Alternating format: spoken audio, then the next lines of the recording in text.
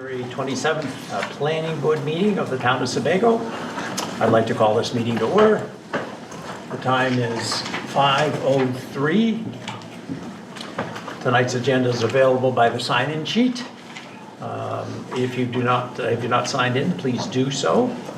Let's take a roll call first. Paul White. Present. Tina Vanessa. Here. David McCarthy. Here.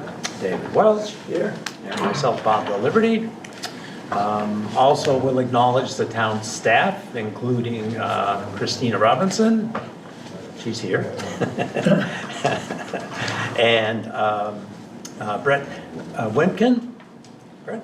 And town planner Garrett Jones, and Garrett Jones, the executive secretary. All right, let's do the Pledge of Allegiance. I pledge allegiance To the flag of the United States of America and to the republic for which it stands, one nation, under God, indivisible, with liberty and justice for all. Thank you.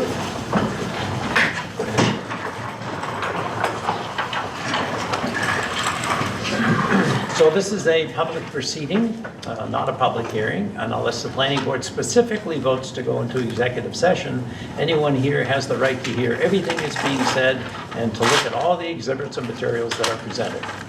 Please notify the chairperson if you are unable to see or hear. The board works from a published agenda, which is available again tonight by the sign-up sheet. Any additional correspondence? Just that the 61 Shore Road applicant is not going to be here today, just because he's focusing on Okay, all right. conservative stuff. All right. Is there, let's see, let's take a look at the minutes. Could I have a motion on the minutes from last meeting? I'll make a motion that we accept the minutes as written. Seconded.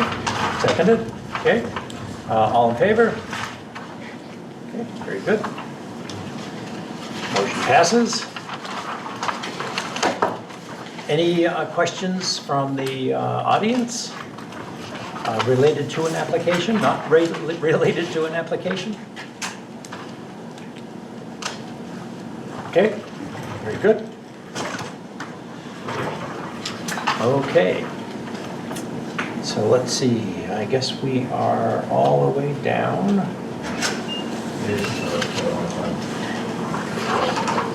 So Mr. Schmidt is not here this evening. So do we want to postpone? I believe the tentative plan is to postpone his until, I think he said until the March meeting. To the March meeting? Yeah, our first March meeting, which I believe is on the 10th. Okay. I don't think we have to make any kind of motion or anything. Okay. I think it's just, whenever he next comes up, we put him on the agenda. Okay, Okay. okay, great. All right. I think we have much less to do other than that. Is there any? Not tonight. I think that we wanted the attorney to be here, or we wanted the applicant to be here because the attorney was talking about him, so. Okay, And I think the attorney said that he would appreciate a bit more time just to look at it a bit deeper, so. Okay. Maybe we'll work out that way, I guess. okay, I think this is a lot more complicated than we think it is. yeah, The number of easements, yeah, yeah, I was going over that, I'm going, yeah, it's tough. It really is. Okay, let's see, other business. I think last time I passed out a new form that you created, David, I think, for anybody who applies for an ordinance. I don't, you created that, didn't you, Derek? For For an That application. application? The application? yeah. I think I passed a copy out to everybody last time around. but- did it? It's how many pieces of paper, it's ridiculous.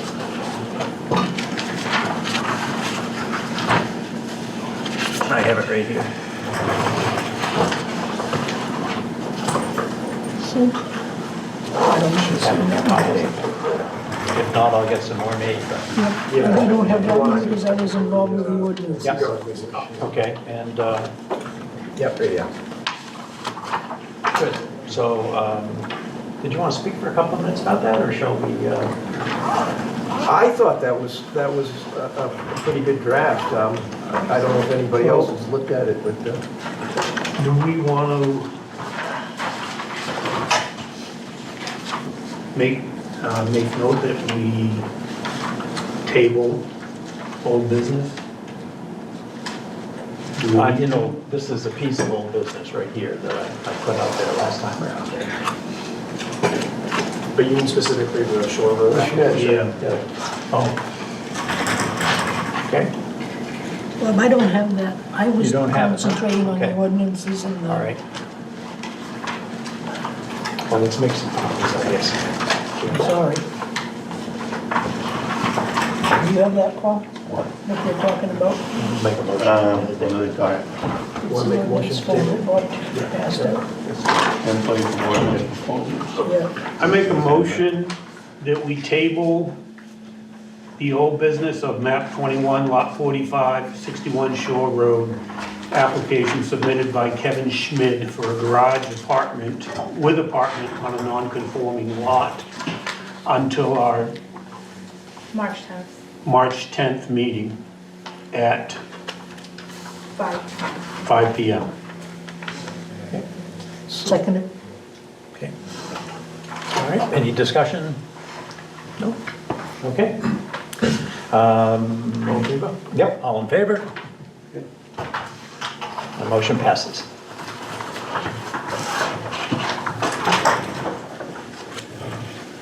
And we're getting some copies of this other document. I think folks haven't looked at it, so I think we'll just hold that till next time as well for the application piece. This,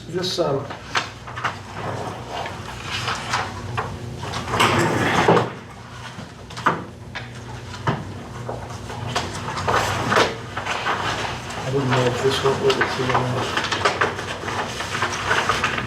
No, I don't think so.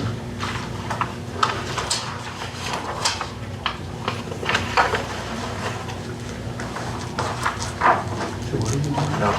No, that's that review process. Yeah, yeah, whole different one. Did you write out that you were gonna take that up tonight, Bob? What's that? Did you write that you were gonna take that up tonight? Yeah, I'm gonna put it on, or put on the agenda for next time, because you haven't read it yet or anything, so. Yeah, but had you put it on for tonight? Yeah, I thought I had them. I passed it out last week, I thought, but maybe not. What is it? This template is what you're talking about, right? Yes. Yeah. I know the word. That's the application template. Great, thank you.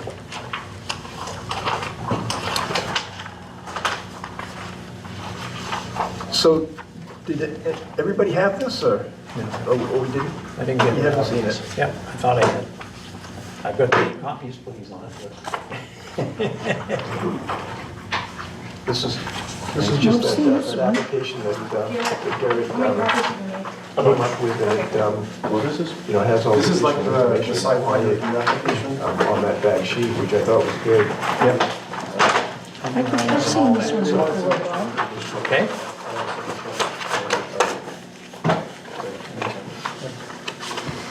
What was this workshop?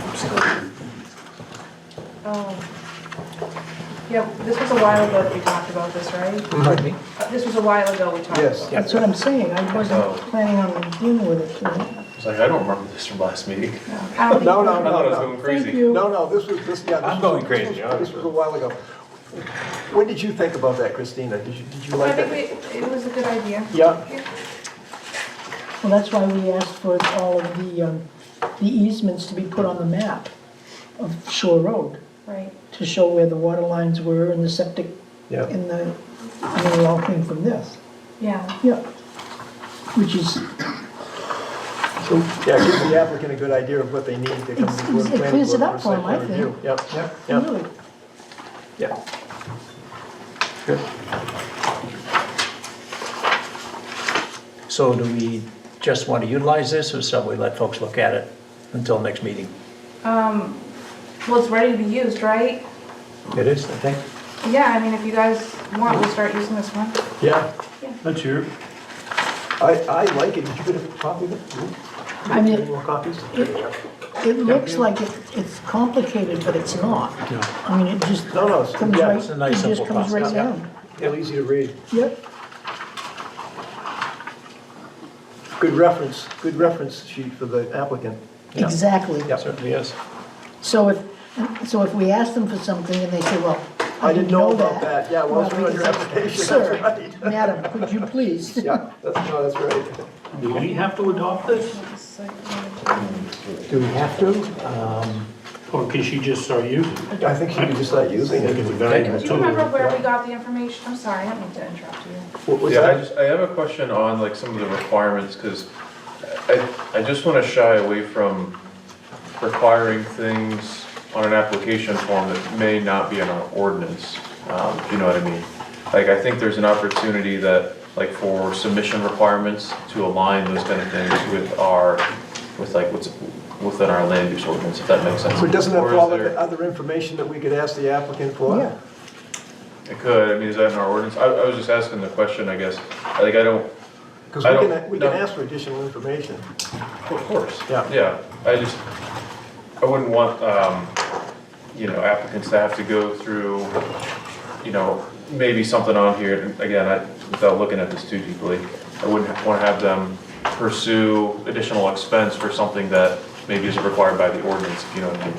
I look at this more like it's a reference sheet, that the applicant, if the applicant feels that this information would be required, or Christina feels that this information would be required to bring it before the planning board for planning board review, that it's right here on this sheet and they can read it and understand it, they can reference back to it if they forgot something. I don't know. You think it's too complicated or something? No, again, like I said, I'm just trying to read it now, I'm a slow reader. Yeah. My wife makes fun of me all the time for But we it. can also give our code enforcement officer the authority to say that shouldn't pertain, or that's too much, it doesn't go with our ordinance.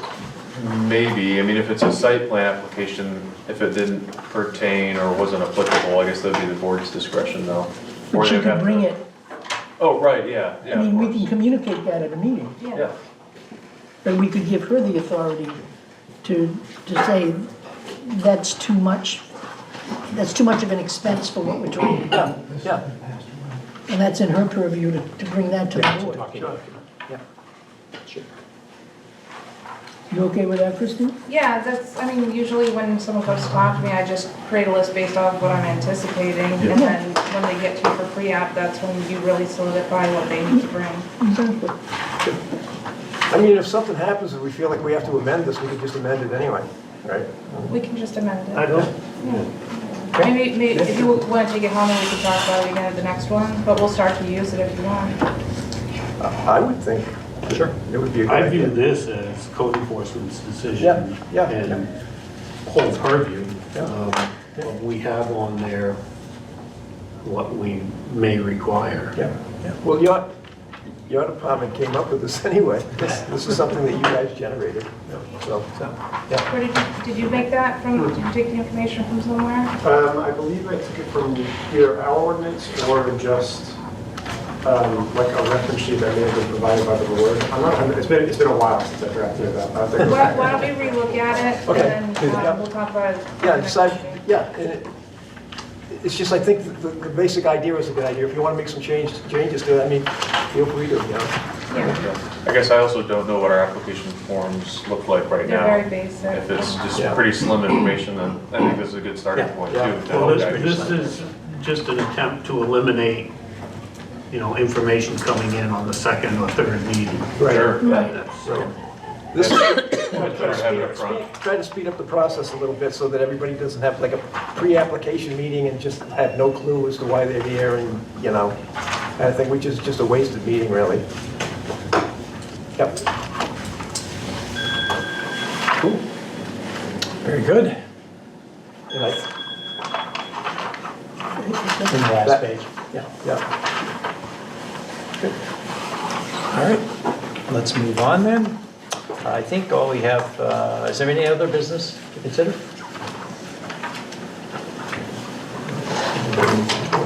Nope, okay. Our next planning board meeting will be held, is it the 10th. 10th? I'm Yep. sorry, You can't do it the 10th, that's our birthday. we have a couple of things lined up. We have a date being held for the 12th of February, and then also we do have a meeting scheduled for February 24th. What's 12, Christina? So, Mr. Schmid wanted to wait until March, right? Yeah, he's having a Okay. pretty serious surgery. He wants to. Yeah, great. Right. What are you holding the date up for the 12th for? A possible public hearing for if you guys decide to move forward with the ordinance changes that were proposed at the last meeting. Okay, we'll hopefully get there. That's the ones that are Did you get the email from in this, did you put it in the, all right. She talked about the 24th. Is the 24th? The 24th is a regular That's meeting. what we have down here. We're talking about a public hearing on the 12th, though. So we have a planning board meeting scheduled for what, the 24th as well. Yeah. The Correct. next meeting would be the 24th. There'll be one on the 12th, So one on the 12th and then one on the and 24th. those will be at 6 o'clock. And those will be at 5 or 6, we'll figure that out. I think Figure that out, for the 12th, let's 12th see. of the Thursday, right? Yeah, Yeah. The 24th is what they have. It's a Tuesday. yeah. So we'll see how we do today, I guess, is what it boils down to, and go from there. It's the best we can do that. At the very latest, it'll be the 24th. So I think our next meeting then, of course, will be the 12th. Okay? Okay, and do we want to have a workshop ahead of that? I would think. I would think so. We're still got work to do, so. 5 o'clock again? Yep, All right, 5 o'clock. February 12th? that's February 12th. Thursday. Thursday, yeah. Tuesday is the 200th celebration. Right. Now, 5 what, PM.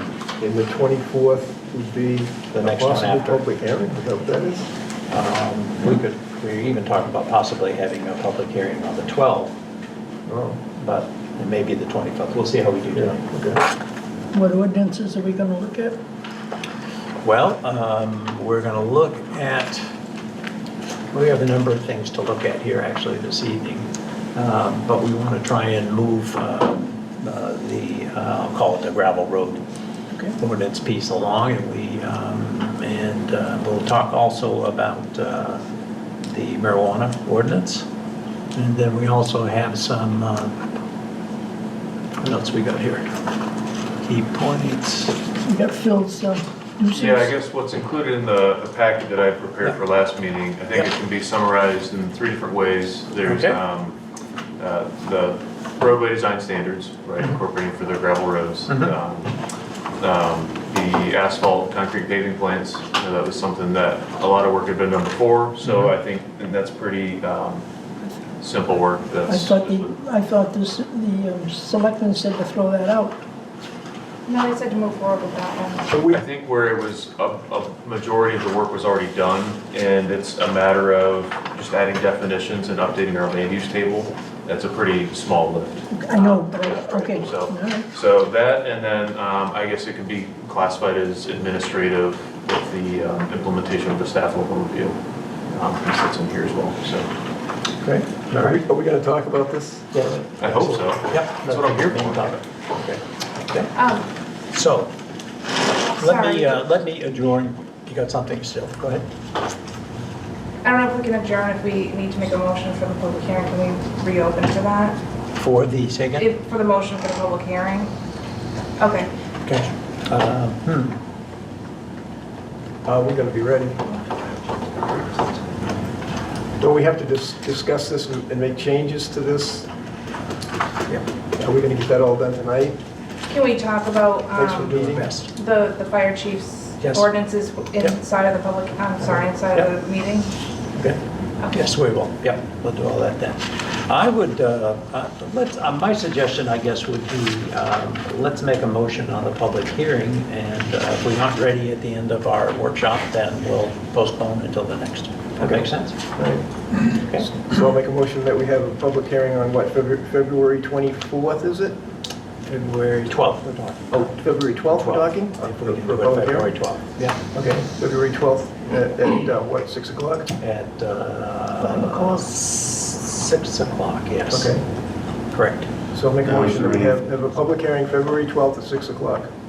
How, To discuss. how are we going to, okay, I second the motion. Okay. Question? Discussion. How are we going to make the changes and review them before the public Yeah, hearing that's what I was wondering. on the 12th? Yeah. So, Yeah. I think that's too soon. Think it's too soon? Mike? You think the 24th maybe? Okay. I think it depends on our discussion tonight. I mean, if the matter of the content is changing a and to an or dwelling units to a lots, or like those kind of things, I mean, those are really simple changes that can be made. Yeah. I've also seen it done before where, I guess it depends too. I don't know, Christina, is the town gonna send this off to legal counsel for review as well? Yeah, they will be. Okay. So maybe the 12th is a little too ambitious then, if we also need to fit a legal review in before the public hearing. It may be a little bit more appropriate for the 24th to have this larger content-based discussion tonight. And then on the 12th, have it be more of a overview. Yep, this was addressed, not quite there, maybe modify this. Okay. And then send it off to legal after that, be ready for the 24th. So I'll withdraw my motion Make another. and make another Modify. motion to have a public hearing on the 24th at 6 PM. There we go. To address the ordinance changes. Second it, David. Now we're going to be on the 20th. Or,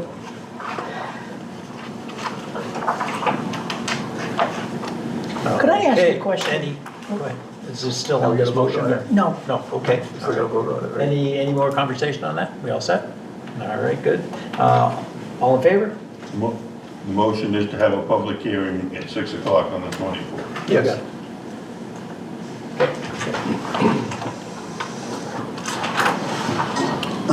Could I have a motion to adjourn this meeting? I'll make a motion that we adjourn our planning board meeting. Good. All in favor? And I'll Good. make a motion that we enter into workshop. Very good. Second. All in favor? Off we go. Now, as to what we're talking about, we got the pack from this, and there's one thing I got called ordinance proposal, correct? Is there any other documents you guys had last time that you should have a copy of? So we're looking at these two documents, all right. I just I was think tired. there's two other documents there on that pile for the fire discussion. I think So we're gonna look, all right, I'm just getting to what we're looking at. Thank you. I think it's what, the nuisance fire alarm and the fire hydrant? All right. Yep. That's what those are. I was just, as to the gravel road, I got this document from these gentlemen. Were there any others that were shown to us last time? Because you wanted to discuss both your proposals and there were some notes, or some notes the other guys had on the agenda. May I ask my question now? You may. Brett? Shoot. Okay. You're very knowledgeable because you work in a gazillion towns. Thanks. Is it more confusing to us when you give us 5 different options as opposed to saying, pick a couple because you know pretty much what you're talking about, to lead us down a path, to give us some information? I know it confuses me because you're saying, well, this, and what could be that, well, that's a good idea, but I mean, I think it all matters about the approach. I think it's important for the board to be informed with, different types of ordinances or standards, or just maybe different mechanisms that towns are using to enforce, right? If I think back to a few months ago, I think that's kind of what I had opened up with. I had shared some different definitions, for example, roadway naming conventions, you know, private streets versus minor streets versus all those different definitions, right? And that was kind of way back. And then it kind of crosses a threshold, in my opinion, where the discussion needs to start changing from these higher level ideas to no, like the content should be this, right? Changing the exact verbiage. And I think that's what the intent of this packet was here, was based on my understanding and what we've talked about for months. You know, this is how I would put it into an ordinance as a planner, right? Exactly. And so for the purposes of discussion tonight, you know, hopefully that's what we can talk about, is maybe not things that aren't being changed, but maybe things that are in the blue or red, right? Because, you know, we're working through these changes, and we have been for a little while. I also think it's important to be cognizant of our timeline we're working off of, right? I mean, we're trying to get these adopted by the town meeting. Yes. And I always like to work backwards from that a little bit, where we know that the select board has to vote to place on the warrant. Before that, the select board has to have a public hearing. Before that, they need to kind of accept the word from the planning board, which means the planning board needs to send a vote with a recommendation or without a recommendation, which means they also need to have had their public hearing, which means that, you know, we're kind of in that crunch time mode now, I guess. It is time to stop philosophizing, and it's time to go to work. Yeah. That's what it amounts to. To me, I don't know how you guys feel, but if I have 6 choices and it really boils down to give me 3, I prefer the 3 to 6. There's no point in philosophizing. I mean, you can spend forever doing that, and then nothing gets done. What, do you want to talk about? Yeah, we do want to talk about Phil's All first. right, let's go with Phil. Why don't we do that first? Okay, sure. Which one do you want to do first? No, how about the fire alarm? The fire alarm? Sure.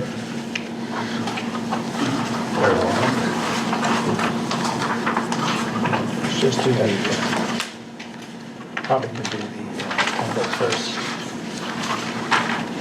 Which one you guys talking about first? Fire alarm? Fire alarm? Yep. Nuisance. Have you seen the template, the ordinance proposal at all? You have Yep. any documents? Yeah. Yep, I've already crossed a few things out on there. Okay. One being number 10, suspension of fire response.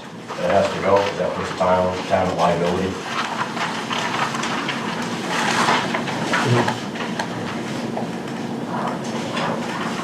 Did you read it? Yep, so scratch that right out. Scratch it right out. Scratch number 10? Okay. I don't think we need to get involved with Joe Bornstein on that one. Under number 6, fire alarm allowance. Typically, towns around us, it's 3. After the 3rd one, you get a bill. Okay. The first 3 is called free. So change 2 to 3. Correct. In regards to the penalties, obviously, you know, 1 through 3 is a goose egg. The 4th one, $500, and then from there up to $1,000 per call. $1,000 after the 4th one. Correct. Okay. Yep. What is 4, Phil? Say it again. Is 4 1,000? 4th is 500. Oh, Anything after that would be 1,000. And it's, again, it's not to hurt the person, it's to basically force them to say, hey, you have an issue, you need to address it. Get off your thousand. Just to give you guys a heads up, when an alarm comes in, there is 8 pieces of equipment that move. Everything out of this town, plus a ladder truck out of a surrounding town. So that's a lot of equipment that starts moving for an alarm. And that's standard. Naples starts at 500 and then it's 1,000 from there. Naples had an issue with one of their commercial residential dwellings, and after the first bill, it got fixed. Because they were like, wow, this is gonna be expensive. And again, it's not to hurt them, but it's to force them to be like, hey, you need to do some maintenance, you need to address the problem. Okay. You know. Yes, sir. If Naples has this situation, and we keep rolling,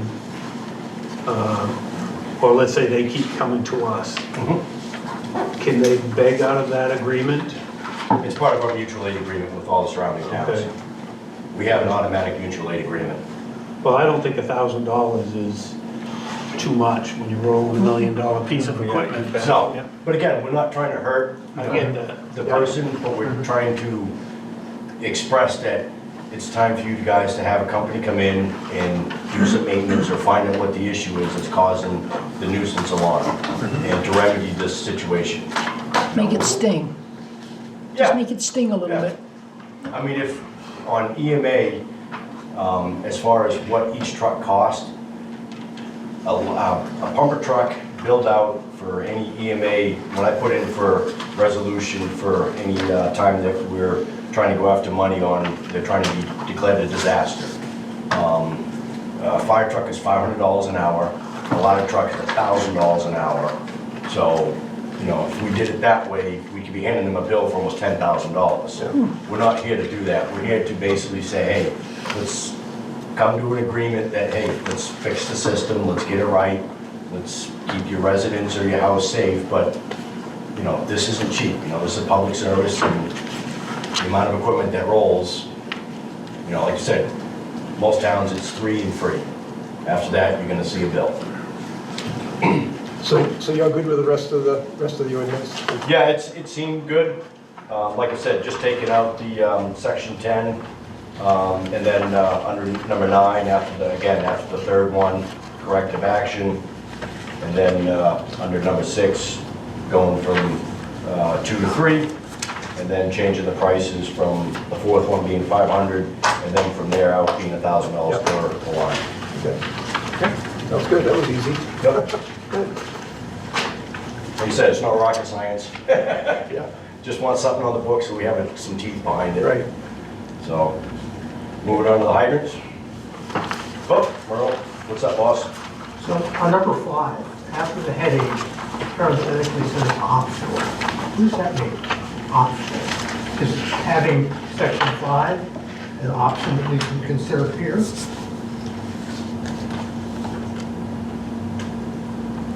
Well, registered with the town or as designee, most of them are alarm companies. Like Simply Safe or Protection One. You know, if we go down, if, you know, it gives the town something down the road, if we start developing more and more, that we've got something to go back on to say, okay, we need to start having a registry of which ones are.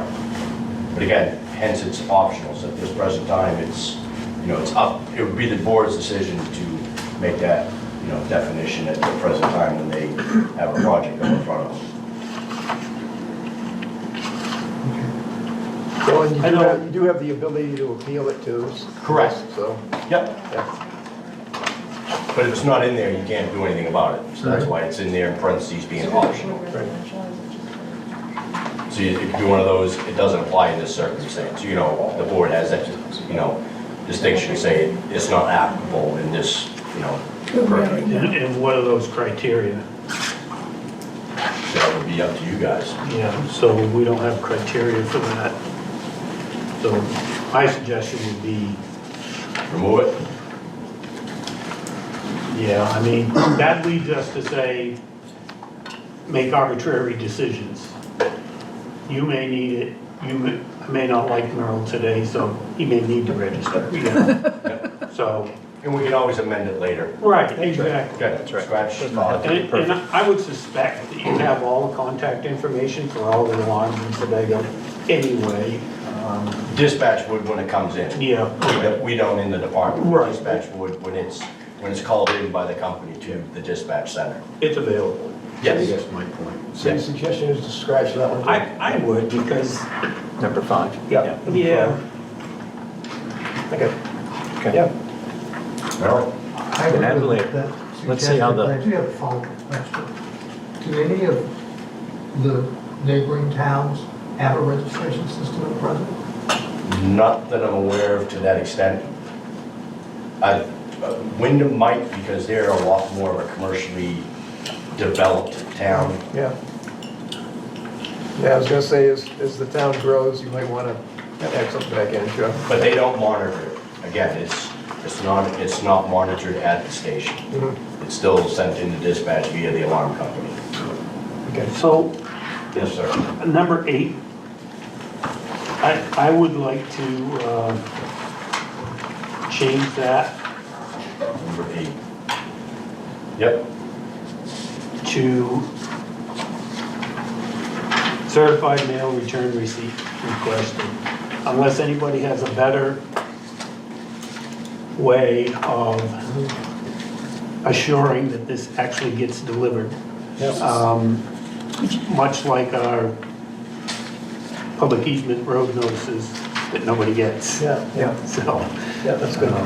Could you say that again, David? I didn't hear you. so right now, Notice this may be may be provided. sent via email, this Oh, I notification, gotcha, okay. or a letter, or, It says reasonable means. Reasonable means. Yeah. so I would like to change B to US certified mail? US certified mail return Okay. receipt Return receipt. requested. Scratch the electronic mail or Yeah, unreasonable. Okay. and it should say the number of, and You still on number 8? I am, Okay. I would, at number 2, I would eliminate number 3 for any civil penalty request and just make that one sentence. And then number 3 would be, notice shall be provided by US mail, certified receipt, return. Right, Okay. that way we know they get it. It says how to do it in here, and there Yep. should be no questions asked. On number 3, what was that? Number 8, Number 8. right here. Number 3 on number 8. Yeah, number 8, yeah, I've got that. Number 3. So, Yep. so make this number 3. Okay. Make Scratch this, that part. no, just make it and any, make that part of number 2. And any Certified, yeah. penalty assessed. So this will go right at the end of that. Okay.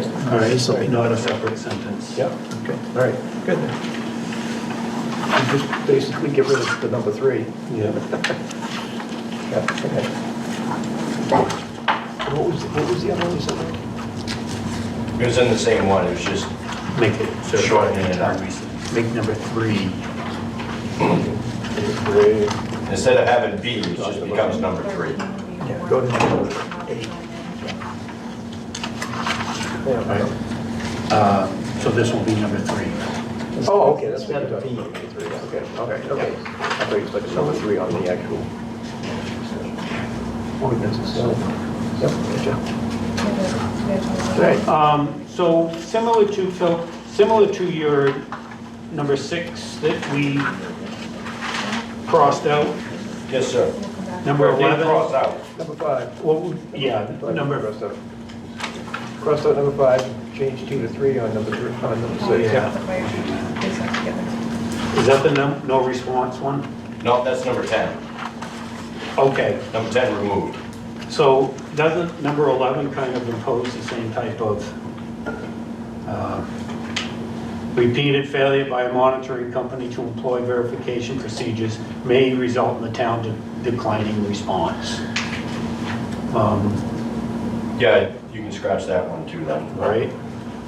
So, Just B, is that what we're talking about? What are we scratching? Number 11. well, The whole thing or just a piece? we have no power over monitoring companies. I wish they have a good monitoring company, right? There's a half a dozen, so it all depends on which one you get. Most of them try to call to verify, but with some places where it's an alarm system, they cannot reset the system until we actually get on scene and verify it's a false alarm. Is that the case here? Yes. We have to respond and verify that it was a false alarm, and then we reset the system. Okay. So get rid of 11 entirely, right? So we're saying? Pretty much. Yep. Do you have an objection to that? Nope. So then the numbers will just shrink up, Yeah, obviously. yeah.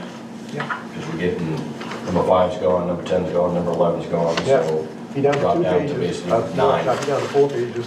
Whatever, yeah. All right. Yes, Merle? So going back to number 8 for a second. It says the town shall provide. What role in the town is going to actually provide with those? That would be me.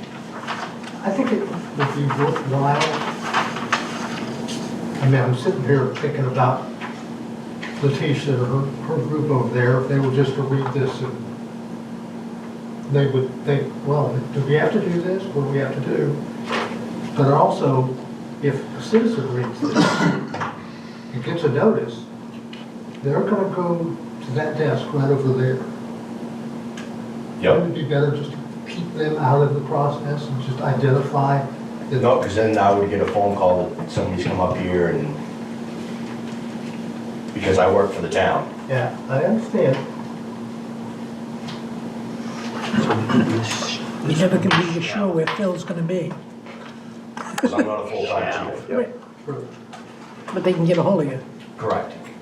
Town office is open Monday through Thursday, so Okay, so we'll have to read those changes. you can say the town or chief.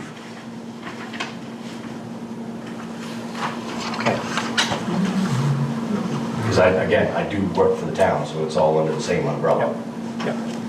It's not like I'm up, it's not like this department's a private entity of the town. It's a municipal department. It's part of the town. Well, I think that's also covered in section 14 too, where it talks about enforcement about fire chief, code officer, town manager, or their designees, so. Correct. It encompasses everything on that, Right. being the AHJ, authority having jurisdiction. I do have a question. I think the intent was more for like mechanical failures, right? Not phone call based spoofs, I guess. Mechanical or improper cooking? Okay, but not like if I hated my neighbor and, like, I don't know, pretended to call in as them kind of thing or like something like that, like, But it's not not like a- phone it's- call based. Right, but that'd be a third-party call. Right, It's not an alarm sounding. Yep. It's a third-party call. okay, so want to make sure that we're excluding Correct. those from, This is just for monitored systems. okay. Wouldn't that be like a civil offense or something? That'd be a Cumberland County issue. Yeah, right. That's, it's a neighbor and fence thing. And that's where county would get involved, 'cause that's a civil issue. But I know, not to make up a situation, but like, I don't know, I've heard of some stories across like the nation and stuff too, like some places getting spoofed, phone calls flooding in, those kind of things, and responding to emergencies that don't exist kind of thing. But So- again, this is just for alarms. Right, we're excluding that, I think we need to work on that. If the neighbor calls in, it's a third-party call, because they come in saying, so-and-so at this address, he's called in regards to this address. It's a third-party call, we don't have confirmation of the person at this address. We still respond, but it may not be a full response mode, because then at that point, it's a still box. On these, it's a supervised box, which drops everything from this town and then a ladder from the surrounding town. Yep. Okay. Great. Yeah, I think that was my biggest concern, just want to make sure the intent is there to exclude those kind of things. Yep. So this format and content now makes sense to you? Is that all? Yep. I think the appeals should be looked at, Yeah, I think the, number 13. I think it's probably best that's appeals to the Board of Appeals, and then our notice of violations, is that 30 days? So maybe we can increase that time as well. What gives the Board of Appeals the authority to look at that? It's an administrative appeal, a decision of the fire chief.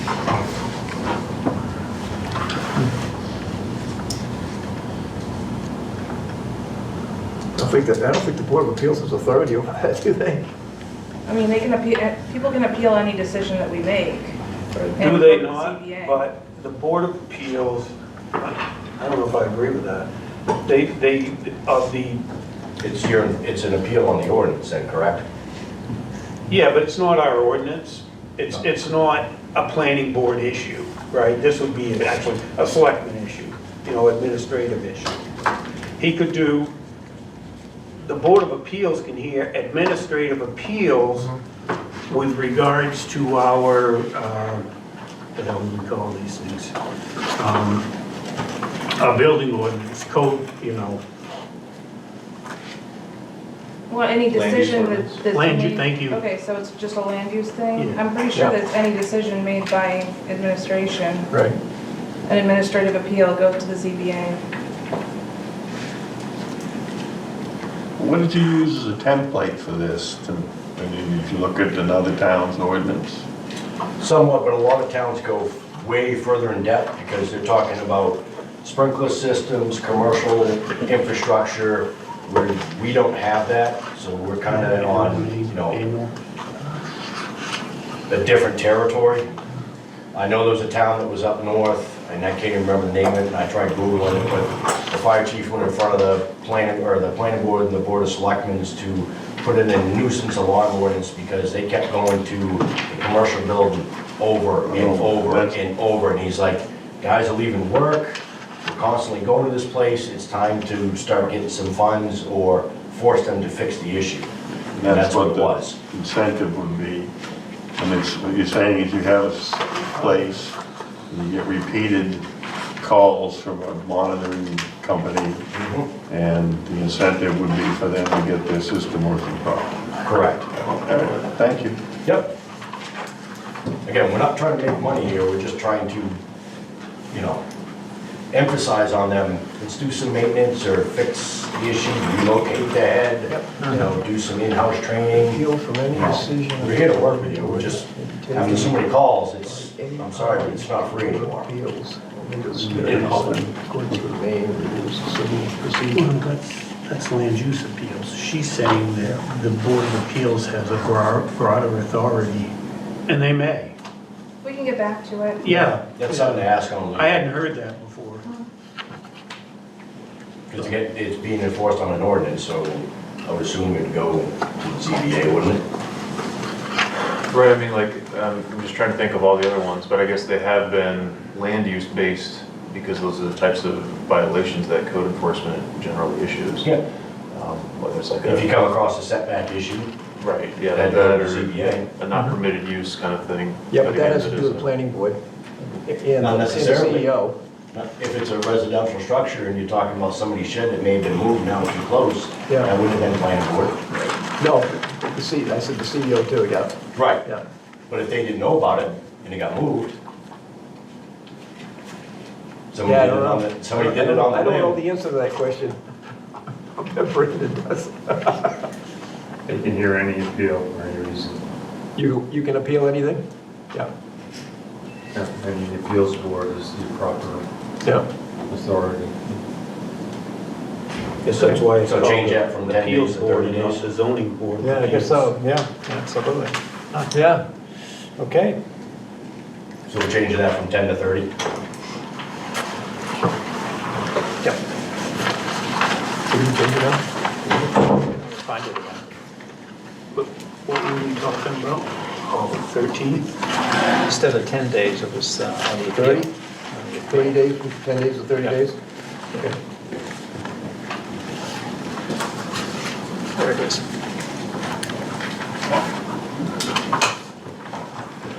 Okay.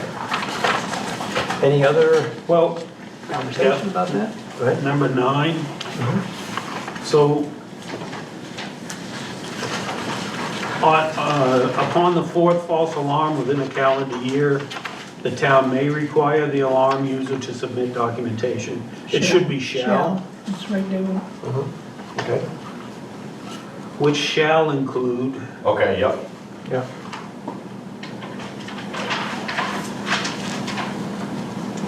What was the number for that one? number 9, Okay. 9A. There's 2 shalls in there, replacing the names. Yeah, 2 shells, right? 2 shells. Shell right on top of the other shell. Couple shells. Okay.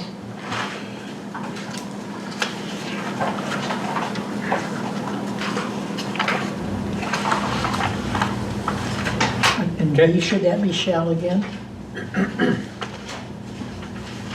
Yeah. Shouldn't that be 3? Yeah, B, shouldn't B be the may and, under B, shall also? Failure to complete required corrective action shall result in additional enforcement action. Well, I think that should stay may, because that's, we're working with them. You know, if there's an issue and we're trying to come up with a remedy to fix, not trying to, again, we're not trying to pin them in a corner, but work with them, so I think that, Okay. Well, if they don't do it, then they're going to incur another correct. whatever fine. So Right, if we go again, here's another $1,000. And shouldn't B be 3? You can't have an A without a B when you're doing outlining. What's that? You can't have a B without an A when you're outlining. Should that not be 3? Yes, that's what they fixed on number 8. That should be a 3, Yes. right? Okay. so should we just eliminate that? Yeah, get rid of the B, just 3. Yeah, it's just 3. Yeah. Yeah. Right. Right. It just, it's going in the same sentence, and 3 is moving down to where B is. Yep. And instead of written certification that the alarm user, Which one are you on now? number 2, verification. I don't know, do they even offer a certification in their, training?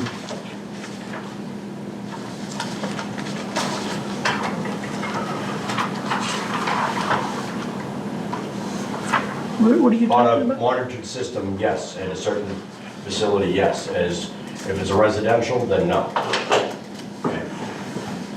Because again, if you have like Simply Safe or Protection One, if it's residential, you may have police, fire, rescue in that system. That's residential. When you start getting into commercial, yes, they need to know.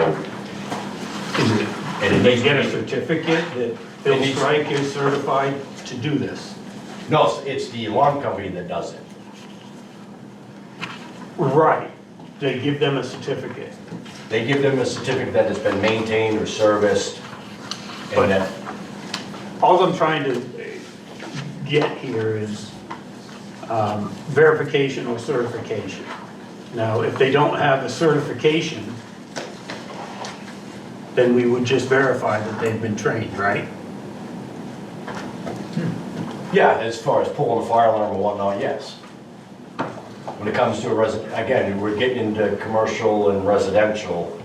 Residential, it's, most of them, 99% of them don't have a fire alarm. You pull. Right. Well, I'm just hung up on the word how are you gonna, Yeah, I see that. how are you gonna certify? Well, they would do it in-house at that specific residence. So then they would verify, not Correct. certify. All I'm saying is. Yeah, I guess it's just. Smith's Alarm Company may not have a certificate of completion of fire alarm 101 training, That would be done in-house with the, what's the word I'm using? HR trainer or whatever. Yeah, the authorized personnel that are there, the staff, the staff, Yeah. would have to have fire, basic fire alarm, procedures, and they've got a book down there as far as that. Okay, each of those buildings has a book as far as their procedures, Yeah, okay. policies. Okay. You could just have a little form that you fill out right on site, giving the verification, right? Well, they have it in-house, that's done in-house on their premises. That's not something. Oh, okay, all right. Yes. Okay, yep. Because of the staff turnover, that's done in-house. So do we want to leave it certification or change it to verification? I would say verification. Because again, I can walk in and say, can I see the records of the staff members and all those that have been trained on it? It's not a certification, it's just basically a yearly check-off list saying, yes, I know how to dial 911, yes, I know how to pull the fire alarm. Okay, thank We're you. done. And which number are we on? That was number 2. Under statute? Under 9, that was under 9, number 2. Thank you. And then just number 15. In most of our ordinances, we use a different wording. I think it means the same thing.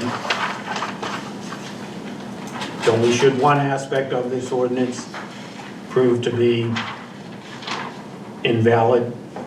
It does not affect the remaining of them. Have you read that in our ordinances? Oh, yeah, well, Yep. forward, yeah. I guess I would just like to be consistent in that wording. That's great. This is, I'll find that for you anyway. Okay. So what do you It want says the same thing, Phil, just what would... Whatever goes with your other ordinances, you know. Okay.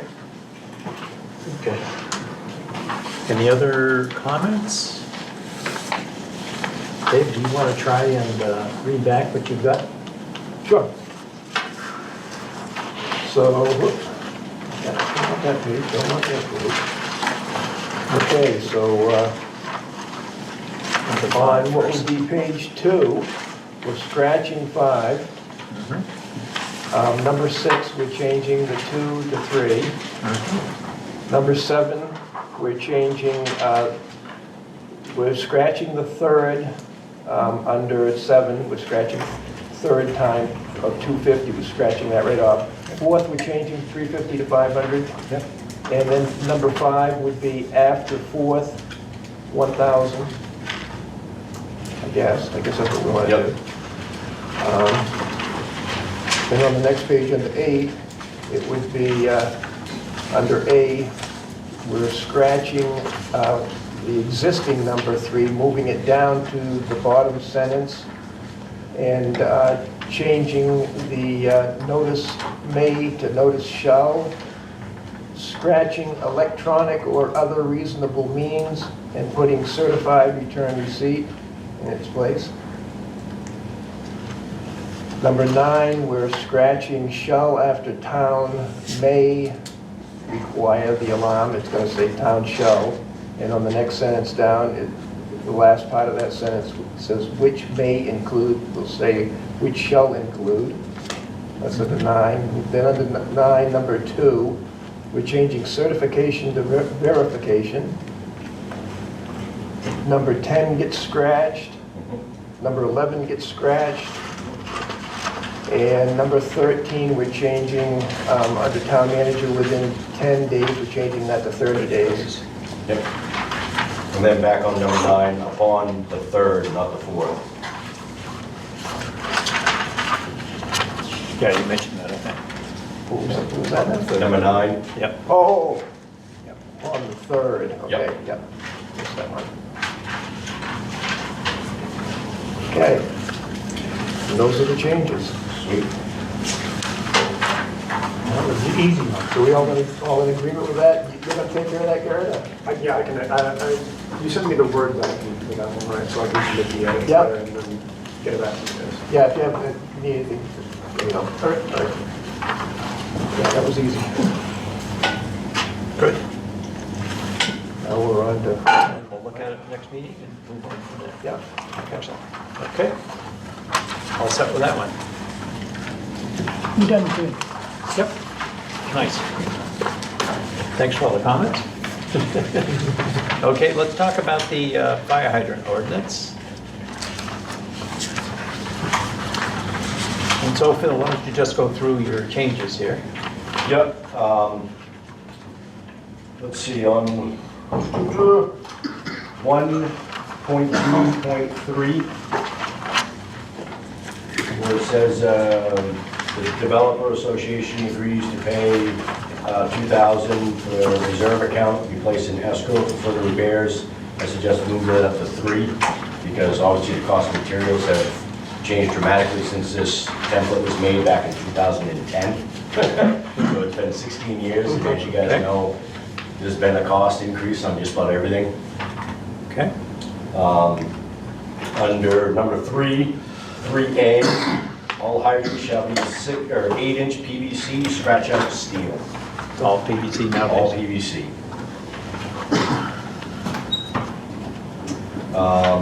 3B, the connection stays the same with the height. I just want to add height of 36 inches above grade to the top of that end.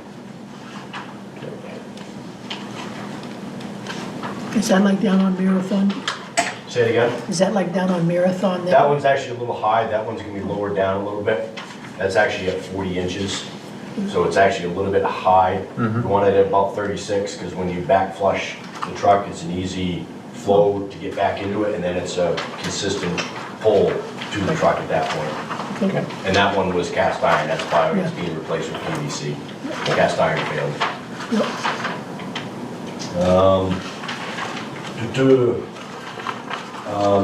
And then, still on number 3, but on the next page, page 4. Oop, I'm number 4. I don't have a 4 or a 1, Phil. 4 or 1. Yeah, No, I don't have a 4 either. I've got a 1, I don't have a 4. The 3, E, F, G, and H. You have a 2 or a 4. Two, I don't have 2 or 4. 2 or 4. Oh, so it never got printed on that side. Okay. I'm missing 2 and 4. Yeah, I'm missing 2 and 4, yeah. You're missing 2 and 4? Okay. Well, I can give you, I can give you a copy of these. Oh, I'm missing 2 and 4 also, yeah. That may have been my bad, maybe I just printed it wrong, I'm wrong. I would like to Did see you, it. did you mean to print on both sides probably and just to... I don't know, I didn't mean to print on both sides, so I don't know what I'm Okay, can we go get? Yeah, I can put 4. Yes, Do that. take a We minute. can finish this off. Yeah. I just don't want to take too long because it is my birthday, so I'm waiting to go up to dinner, so. Oh, happy birthday. How old are you? 48. 48? Oh, still a young Just fella. a baby. Yeah, youngster. There are days I don't feel like it. Especially after today with shoveling hydrants. No fun. The rescue was busy transporting the main med, so I went around and did all the hydrants. Jesus. It's a lot of snow. Yes. Yep. Hey. Sorry, Grandpa. Just gave me a reality check. Did I just give you a heart attack? I didn't need you right over here. Oh, Lord. 48, he's still green behind the ears. So while he's looking for the page, I have sort of a general question. I agree we really need the fire hydrant. But where in the overall scheme of ordinances will this go? Where in the grand scheme of what? Would this go to the land use category? So, Yeah. Yeah, it goes in the, It kind of standing by itself. It's a separate thing. well, I have to see the whole ordinance, but, you know, on this first page, it says all proposed developments with 3 or more house lots shall provide hydrants piped to a minimum within 800 feet of all proposed homes. So that should go in our Subdivisions. subdivision section. Which is named. So, And that 800 feet might need to fluctuate depending on location of said subdivision too. And that would be up to the planning board to decide that, because that also comes into, it may not be a pond, it may be a cistern tank. And that's the other thing, once he gets that page back where I was gonna put the amendments in. Phil, where did this come from? I mean, This was drafted up back in 2010 by this town. By the town, by our town? Do we know what our public protection classification is now? It's a 9, It's a 9. still a 9, Okay. ISO rating. All right. The planning board in the past has always treated this as a policy because we didn't have an ordinance. So this ordinance was never accepted by the town. But the planning board was concerned about hydrancy and protection. So I would suggest this is a good framework, but there needs to be a little more work on this.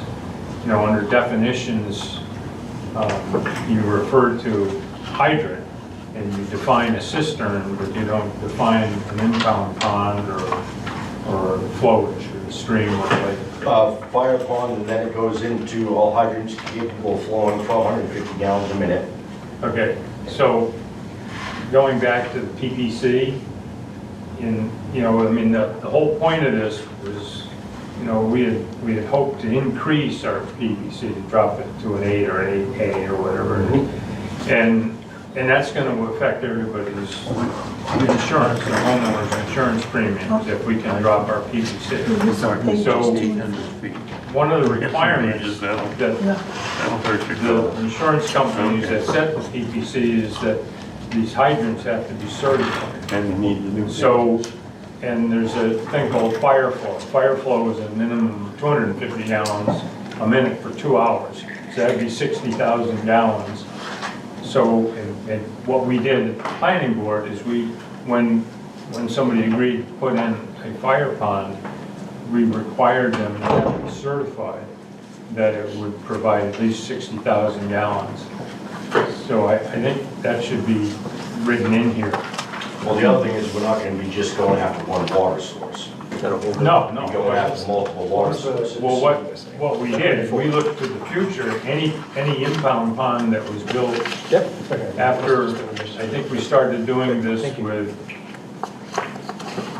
up by the town line, was that Merrifield Circle? Yep. Okay, that one's certified, that was certified by a civil engineer, and it was certified. 35,000 gallons, that one was.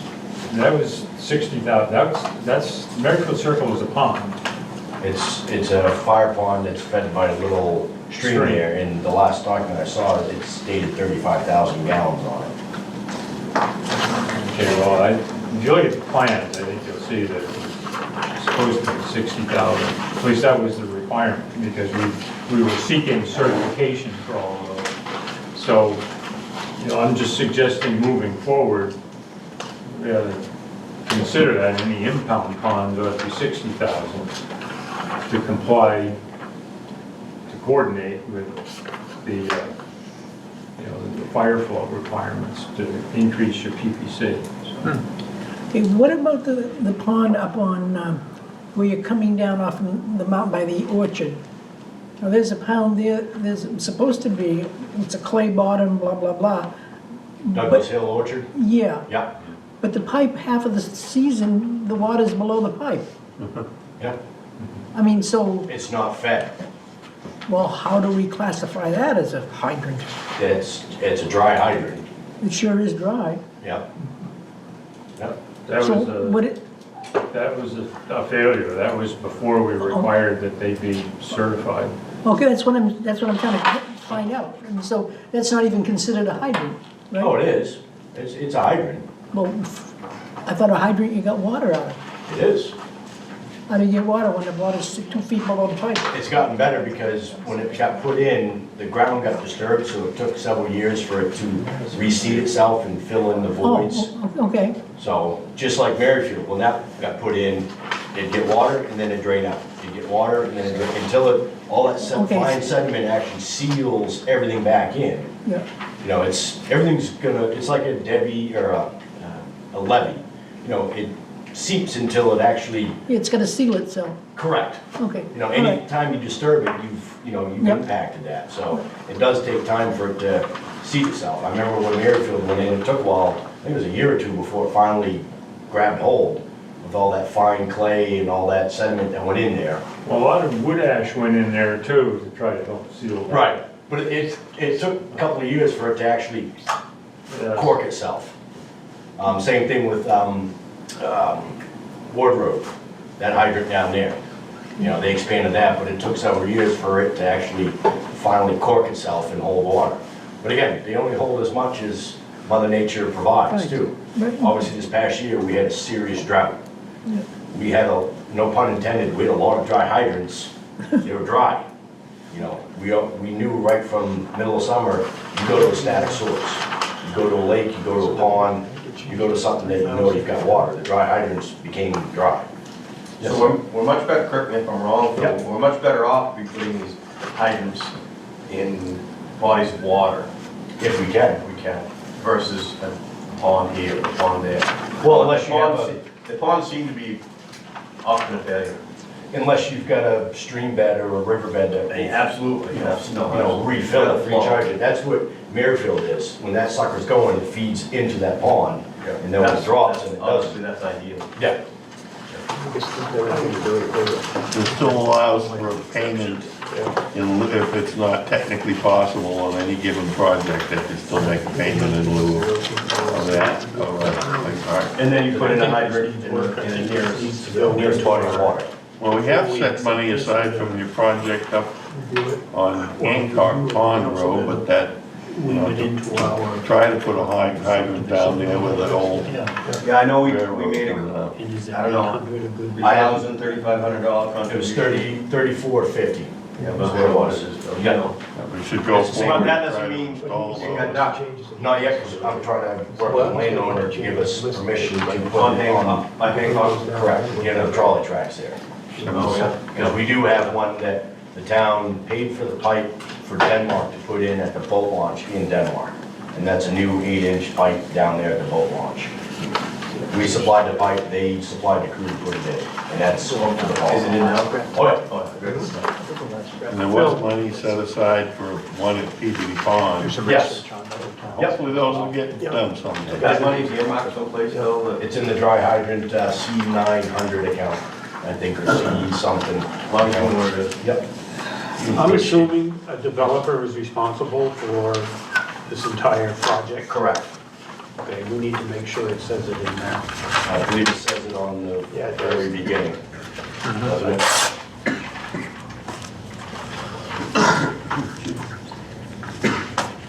For all housing develops within the town of Sebago, associations, development, who, developer, the contractor, landowner, or builder who proposes or builds developments for land, housing, or commercial use. Where are you? That's on page 1, under definitions.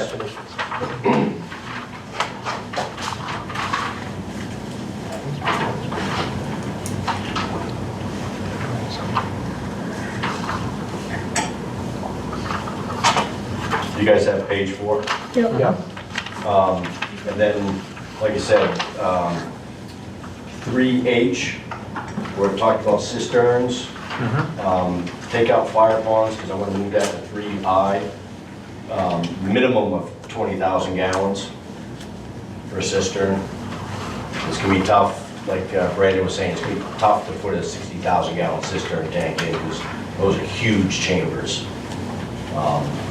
But we do have one in town, it's only 10,000 gallons, and that's on Mariner Lane, Mariner Ave,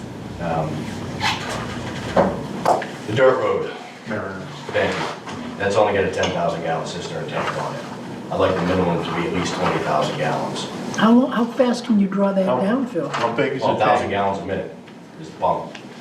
When you say 10,000 gallons, is that like a, It's 10 minutes, water's gone. well, I mean, no, what I mean, what's that in square footage? Is that like 30 feet by 20 feet by 10 feet or something? You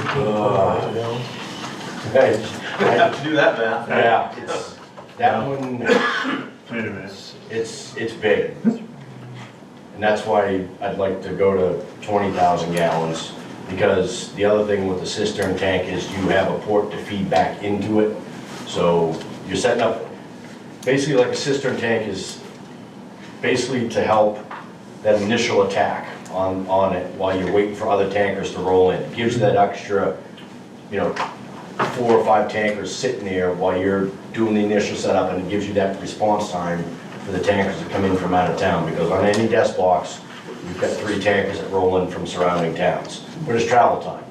But by having that much water on a cistern tank, buys you that much more time. Are there problems with those still freezing? I've heard some. Gotta get it deep enough. Gotta get it 4 feet below the frost. And then the frost just maintains the, Maintains the town. maintains 50, whatever it is. Yeah, I mean, you get 20,000 gallons of water 4 feet below grade. And then you've got a pipe 4 foot. Yeah, it's an 8-inch pipe that comes out. Just like a pipe. Yep, like I said, the one on Mariner Lane, you can see it, it's got a 2.5-inch fill, the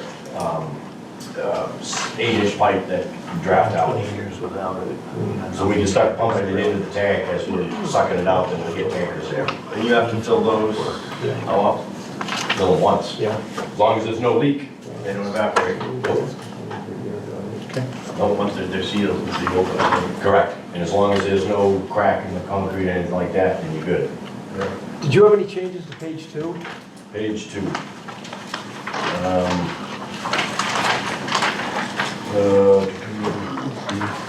Just under 1A, within 800 feet of a hydrant, that's subject to location. Because again, you get up on a mountain, guess what, there's no pond up there. So it's gonna be further than 800 feet unless you put a cistern tank in. But are we providing for cistern tanks? Yeah, that's on,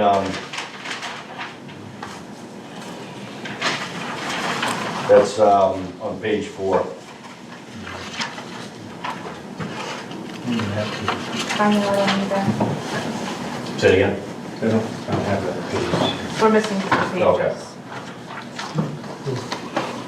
Because that's also under the front page when it talks about cisterns. Under the definitions, yeah, under definition cisterns. Low-grade tank capable of holding significant water for protection with a hydrant attached and means of filling. Fill plumbing such as specified by the chief or designee. It may be construction of concrete, fiberglass, or plastic and is nationally improved by the fire chief or his designee. So do you want that on page 2, under 1A, all houses shall be within 800 feet unless given a waiver by the fire chief, something like that? Or is that what you- It's going to depending on location. You know, that's the one thing, I don't want to limit, say 800 feet, because again, if you're up on the hill, there's no river up there. You're not going to put a pond up there. If you put 800 feet in there, though, the planning board's gonna, Right. that's gonna be the, Right, that's why I'm, it's within a reasonable distance of houses. Because it says all houses shall be 800 feet of a hydrant or additional hydrants may be required. subject to review by the chief. Right. That's a good way to put it. Subject to be reviewed by, By the fire chief, I guess. I just, all right. Well, just so, babbling here. and again, what are your criteria? It's up on a hill.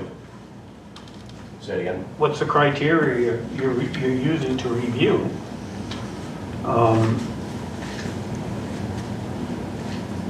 What's impractical on 4A?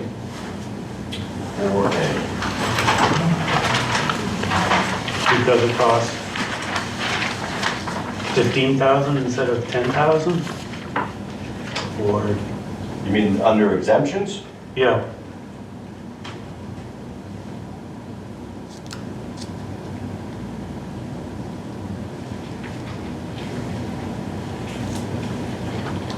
In 1,000 feet? these are just the legal Yep. things that could get the town in trouble. Well, if they're within 1,000 feet of a hydrant, then it's already established. And that $1,500 could be placed in for maintenance of said hydrant. But they're supposed to maintain the hydrant, right? But if it's already a hydrant that's established, and now we just want some little extra key to maintain it, say down the road, oh, we got a crack in the head. Well, a head for a hydrant's $1,000. Right. So the developer typically turned that land, provided the town with an easement for the land for the tank. For the usage of it. So once it's accepted, it becomes town property. And the developer is no longer responsible for,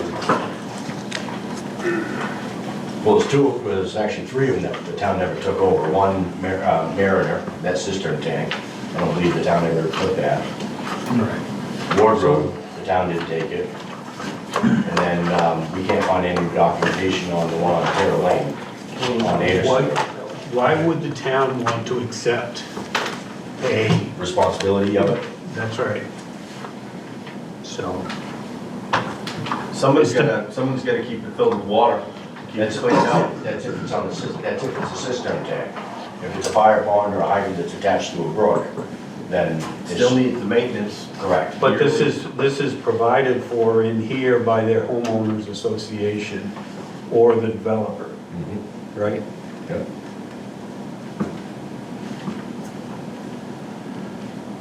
And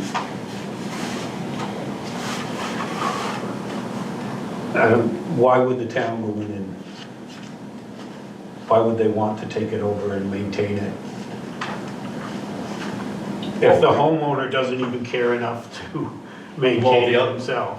The problem being if, let's just say the developer, myself, if I'm not maintaining this fire pond, And we go to hook to it, and Phil comes to, there's a fire, Phil comes to hook up to it and it doesn't work, Right. then you say, oh, Kurt, shame on you. Well, the theory was that these ponds, these impound ponds, weren't for the exclusive use of that particular development. The whole point was to make improvements for the entire town's benefit. So, because there are a lot of places that are beyond going, I don't want to go back to PPC, but they set distances from homes to these ponds or these dry hydrants in order to get more favorable insurance rates. So it was the town's intent was to make some of the developers that put money into a hydrant account was for the benefit of the entire town. So that the town would accept responsibility for maintaining these, not just the developer. because every spring we go around, we flush them all, and we tag them. Just like Phil spent the day shoveling them all out. Yeah, we go around in spring, we back flush them, and then we draft on it to verify, does it work? And if it doesn't work, we put a trash bag over it, and it's out of service, and we gotta find out what's wrong with it. And right now, Marathon is trash bagged, because that's broken out in the lake. That hydrant is no good, and that's a town hydrant. And when you did the development up from Peabody Pond, Fern, the idea is that they donate money to put one by the boat landing. That would be a benefit to the entire pond. Entire road. And this wasn't impractical where they were, so you put it where it would be practical, which is down there. And I had to You ask, started doing that. right, I had to 4 or 5 ask years them ago. for it, because with nothing on the books, all I'm doing is asking gracefully. They can say no, because there's nothing on the books that says you have to. On page 1, under scope, Dave looks like he had another question. McCarthy, I'm sorry. No, go ahead, Dave. Oh, okay, Dave Walsh. under scope on page 1, should that 15,000 gallon water source be changed to 20? I'd like to change it to 20, yes. Because, Consistent. what, did you figure out the size, Brandon? Size? Oh, yeah, 10 by 20 by 5 would be 12,000 gallons. Yeah. So to put a 60,000 gallon cistern tank is... Oh, you just don't do those. Right. No, That's why... I put in the biggest ones that I'm aware of, actually, it was the Naples Library, put in two 1250s, so it's 25,000 gallons built into that bank behind. Yeah, that's why I'd like to see at least 20,000 gallons. Because again, 10,000 gallons doesn't buy you a lot of time. At 1,000 gallons a minute off a truck is 10 minutes. Most of the trucks are probably 11 to 12 minutes out, depending on the time of day. That 20,000 gallons definitely buys you that extra time to deal with it. Then just to follow up on that scope, under scope again, after the 20,000 gallons, what it says, source within 800 feet of all proposed houses, should that be aligned with 1B on page 2, or 1A actually? So subject to be reviewed by the fire chief? Yep. Because it, it goes back to that famous saying, location, location, location. Under So where you- are you, David, under scope? You have 800 feet and then, or 1,000 feet if there's another one nearby. Why don't we just do 1,000 feet? Is 200 feet gonna be consistent, right? Yeah, that sounds good. 200 feet's not gonna make, Like I said, I'm just picking up where this was Yeah. drafted back in 2010 and trying to pick up and run with it a little bit. So we need to move on, actually. Yeah, okay, yeah. Okay, David Walsh, where were you when you were putting in your information, please? I didn't know where you were on the document. Oh, what I just said? Yeah. That was page 1, it was under scope. Okay, that's what I thought. Yeah, and it would say, 15,000 gallons changes to 20,000 gallons, and then at the end of that sentence, it says, subject to be reviewed by the fire chief. but if think this needs to be put into our land use Yeah, as, for the requirements of hydrants, yeah, if this is what we decide, right. right? Yes. Yeah, makes I sense. mean, if we're gonna do it in a Yeah. subdivision. Subdivision. So, Yeah. I generally recommend keeping things like this as their own standalone ordinance. I think it can be referenced within our land use ordinance, but I mean, for some of these like more technical, like specification kind of things, I mean, I know it's more documentation and more ordinances on the books, but I'm kind of a firm believer of the land use ordinance really pertaining to like zoning matters, and where it's fire protection related, it's probably more appropriate for that to be its own separate ordinance. Standalone ordinance, yeah. Yeah, like I know like a lot of other towns, I mean, sometimes they break it down even further where they have a subdivision ordinance or a site plan or like, I don't think we need to get that, you know. And we do have a separate book here, of but- ordinances that, you know, has all the other ordinances in it, so yeah, and this one probably would have been in there too. Yeah, or it could go into a large commercial development. You know, it's not just subject to, you know, a subdivision. So we need to move on, actually. So Brett, could you spend some time on this perhaps? Sure. And update it and make some recommendations around that based on what you heard? That would be helpful. Shouldn't that be our job? Pardon me? Shouldn't that be our job? To go into the details of it, it could be, but we've got some other stuff we need to work on now. And I Go into the details of what? I just had one other Finishing thing to that off? add. Go ahead. I just had one other thing to add. Under number 3, I wanted to create number I, fire ponds to be certified at 60,000 gallons.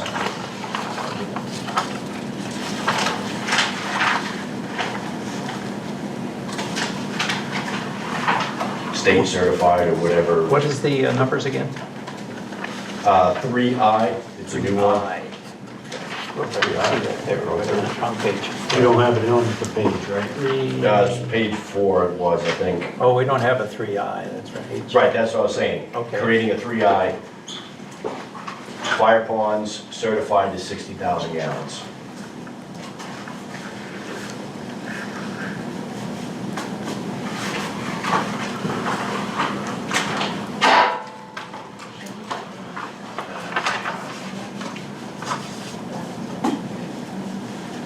$10,000, 10,000 gallons a minute, that gives us 6 minutes, right? It's 1,000 gallons a minute. That gives us an hour. Yeah, minimum is what the pumps are now. All of our trucks except for one are now at 1250. And they're coming out with ones that are 2,000 gallons a minute, which need 8 intakes, which you're not gonna get that in this town. You can do 2 intakes if you go to a lake, because you need 2 suction hoses, 2 6-inch lines coming in to feed a 2,000 gallon a minute pump. And is that when you pump, you plop in the plastic Yep, yep, pond? yep. Yeah, okay. So we'll get 1250 and the next one will be a 1,500 gallon minute pump. So, goes through a lot of water. Yeah. All right. Thank Thank you you, guys. Phil. Do you have any more questions? No. Happy birthday. Happy birthday, Phil. Happy birthday. Dinner, so, great. Thank you guys. Yeah.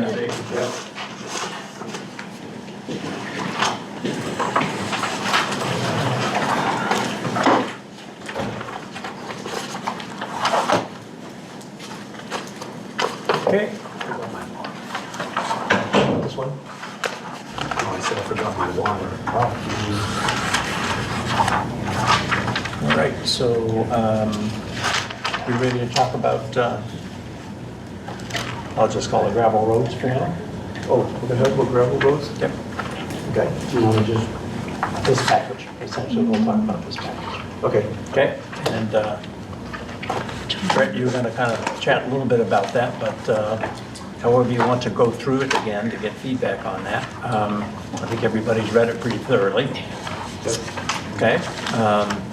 My hope would be that, is that we look for what we can agree upon in terms of what'll work for us, more so than focusing much on what we don't like, so to speak. So what do we like? You said there was, I'd suggest that we start right at the beginning and do all the blue changes. As in like start with, To what's review in with- tab 1 and work Yeah, throughout kind of yeah. thing, Yeah, like start talk at the about them all beginning. Right comprehensively? through the whole book, yeah. Whatever works for you. All Yeah. right, well, I guess just in an effort to stay organized, let's start with Exhibit 1, which is Section 4 of our ordinance. There's not a ton of changes here. The only changes are on page 4-6, where we had asphalt paving plants, temporary asphalt paving plants, concrete plants, cement plants, and temporary concrete plants. We had those added into our schedule of uses. For all of them, they would not be permitted within the village district or the rural residential district, and then they would be subject to planning board review in the rural district. I would make a suggestion that we put no for all of those until such a time that we create an industrial zone in the town. I think that would have to come from the select board for them to place, like, are you talking about like a moratorium? But what, to say no on all of them? Well, so technically, you have to allow any use at least somewhere in town. However, you can place larger restrictions like I'm thinking of some towns, for example, adult establishments are like a really great example. Like Raymond does this, they don't allow any of those within 1,000 feet of a residential district. Well, there's maybe this much land in all of Raymond that is not, or 1,000 feet in. Yeah, we don't have that over You know there, what I though. mean, I mean, right? you know, we got, you know, in the rural district, you got houses that are spread out pretty good. Well, and that's kind of the point, right? Is if the goal is to disincentivize it, then that's the appropriate mechanism to do it. But if you're talking about just excluding it outright from our use table, I think that would have to be a moratorium placement from the select board. I think we'd want to at least have in mind where an industrial zone would want to go. I mean, It's good timing with the comp plan. You know, if you don't do that up front, it'll never get done. When will it get done? You know, much like Wyndham, I mean, it's like, you know, they put in Shaw's and the business district happened right there, it just happened. It's like, no, there was no plan. I think this town we should be planning for this, you know?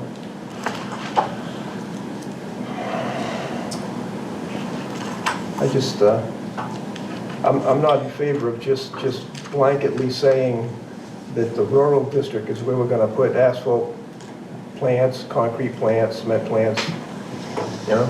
Be subject to approval. By the planning board. As part of- Isn't that contrary to what our village district and development district is, Yep. you know? Yeah. Well, I guess that's why it's not permitted within the village district. Is that what you mean? No, I meant our development should be focused around that village. It's supposed to be the Oh, growth okay, I area. see what you Growth mean, area, yeah. right? Yeah. I mean, if you're gonna keep Wyndham rural like our comprehensive plan calls for, I don't, you know, putting in concrete plants and cement, batching plants and stuff like that, that's really gonna kind of destroy that area. David, tell me where in this town we can set up a concrete plant. Exactly, but We got 100 million acres of land. yeah. Somewhere, sometime, there's gonna be a development of industry in this town. Right. You and I aren't gonna see it. And we should create that zone first. Well, where might you suggest it? Like, who's gonna throw a concrete plant in next year and the next 5 years here? Probably nobody. Nobody. It gives us time to work on it. But where would you, but what I'm saying is, it's subject to the planning board decision. That's out there, okay? You're saying we don't know when it's going to, it may be 10 years from now.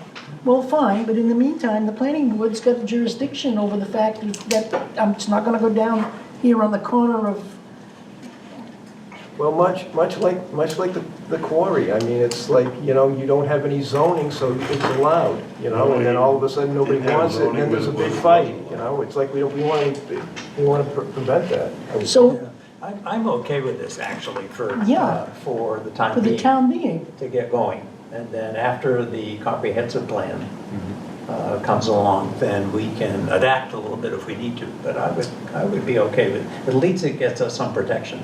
And we do have the zoning, but in that circumstance, you know, the removal of material, gravel, et cetera, was allowed in that district, and that was adjusted, I think, very specifically as relates to those districts.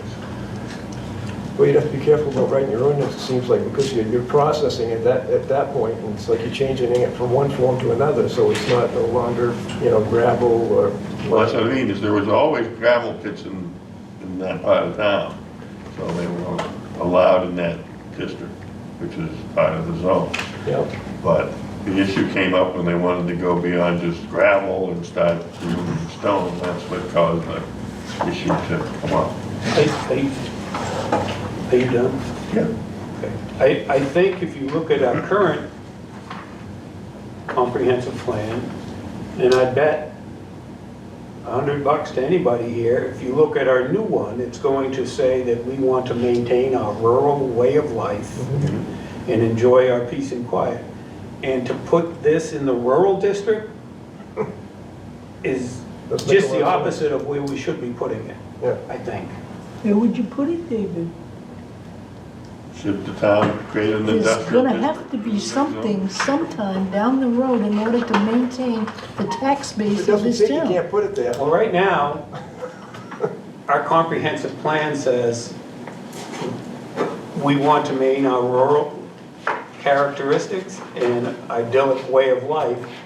And if you have areas that are zoned or designed to be more developed, then it should be in those areas and not in the rural area. But what type of zoning would that be? That's what we have to work on. I don't know. I think that as a board, we can probably agree that right now our zoning is a little limited and maybe not as expansive as some other towns. I think the board could also maybe recognize that this is probably a temporary fix, right? We don't have the zoning mechanisms in place, like we don't have an industrial district or a general development corridor, things like that. And while the town is currently working on now updating the comprehensive plan, I think those are important discussions to have in that, throughout that process, right? To think strategically about maybe where those industrial areas or commercialized areas could be. Then, once that comp plan is adopted, you know, moving forward, maybe creating a new general development zone, or maybe there's a mineral extraction overlay district or something to that nature, right? Like those kind of discussions are gonna happen soon, I would like to think, with the comprehensive plan process. But I think for right now's sake, I think the mechanisms the town can use to essentially regulate these types of asphalt paving plant uses is either by prohibiting them within the village and rural residential district, and then allowing the planning board, the regulatory authority, to review that, or the select board then would have to place a moratorium to prohibit them outright for the time being. Well, these aren't even on there. As I said before, the ordinance review committee and the planning board already voted, and the public agreed that we would not allow any of these. So we had a public hearing last year on this, Okay. and we eliminated these altogether. My suggestion would be, Keep them eliminated. what? Did that, why are we talking about it? If you already eliminated it, like you said. No, I'm saying it didn't get put on the warrant. Okay, we had a public hearing, so it didn't get put on the warrant. I would rather see this perhaps with a mechanism of not within 1,000 feet of any residential area, residential development. That makes more sense. That makes more because sense. the way this reads right now, you could build a cement plant on Anderson Road. Right. Yeah. It's in a rural district. Like And I David would said, say- it should be more, 1,000 feet's not very far. Should be more aware. should be more downtown and the what that. That's what I'm saying. That's what, it's opposite of what it reads, but like you said, Exactly, yeah. that's probably, maybe, I don't know, gonna be our industrial, commercial zone down there, somewhere, so only guessing. It would It's make not gonna more, be on Douglas Mountain. it would make more sense to do that because you're gonna end up having to sewer it at some point in time anyway. You might as well have your commercial zone where the sewer's gonna have to go anyway. so- Or you have that, I believe Mason's Beach, isn't that a village district? What, where, And I would expand that out towards the Folly Road. where are you gonna put the sewer, David? What? I would think like 1,500 feet maybe. 1,000 feet's not very No, far, it's not. not very far in the rural area. I mean, you know, geez, a lot of houses out there are more than 1,000 feet apart, and you can hear the neighbors talking as clear as a bell. I mean, if there's pasture land, I don't know. Doesn't it say, I don't have it in front of me, doesn't it say something about the planning board approval? Yeah. It's ultimately, it's up to the planning board regardless of where you specify it's going Yeah. or not going. You have the final say, Yep. correct? So that's kind of For 5 more months. Well, I mean, you might. a, kind of a final say, right? No, Yeah. well, again, Well, how come Kirk can have a gravel pit and Merrill can't? Because this board decided on what, based on what? You we know? both got one. Well, the way this reads, it says if you put it in a rural residential area, you could. Well, it's not entirely just up to the planning board. The planning board has to justify its decision. Right. Yeah, So- absolutely. So you, Has to have something back. You have to follow the ordinances, right? Right, So when I- when you guys go through your findings of fact, right, you go through each checklist, I mean, that's kind of where, and I think I get what you're saying, right, where some of that can be interpreted as a little bit of subjectivity, but I think that's kind of the importance of the findings of fact and going through there, if the board were to make their decision to approve or deny, whatever it may be, in the event that it gets appealed, if it were to get appealed, that way the Board of Appeals can clearly follow and justify what the planning board did. Would you have to allow asphalt paving plants, or could you just allow temporary asphalt paving plants within, say, 1,500 feet of a residence? Do you necessarily have to allow both? The same thing goes with the concrete plant. That's our choice, David. Yeah, it's up to you guys. That's but up to us. Whatever feels We more want a most permanent one, or appropriate. we want a Well, temporary one? you're saying we can't say no on all three of them because we're going to get in trouble for that, possibly? Yeah, I mean, you can't just exclusively prohibit like a certain type of business. I mean, that's discrimination, but. So we could say no on asphalt paving plants for all three districts, and then planning board review on the temporary paving plant, and that would be okay? Or no? Sorry, I'm not sure I'm following your question. He's just saying, can we use, instead of the permanent facility, if we were to, the planning board were to make a decision about temporary asphalt paving plant Right. and temporary concrete plants, and there would be a no in the third column, the rural, for an asphalt paving or concrete plant or cement plant. We just allow one.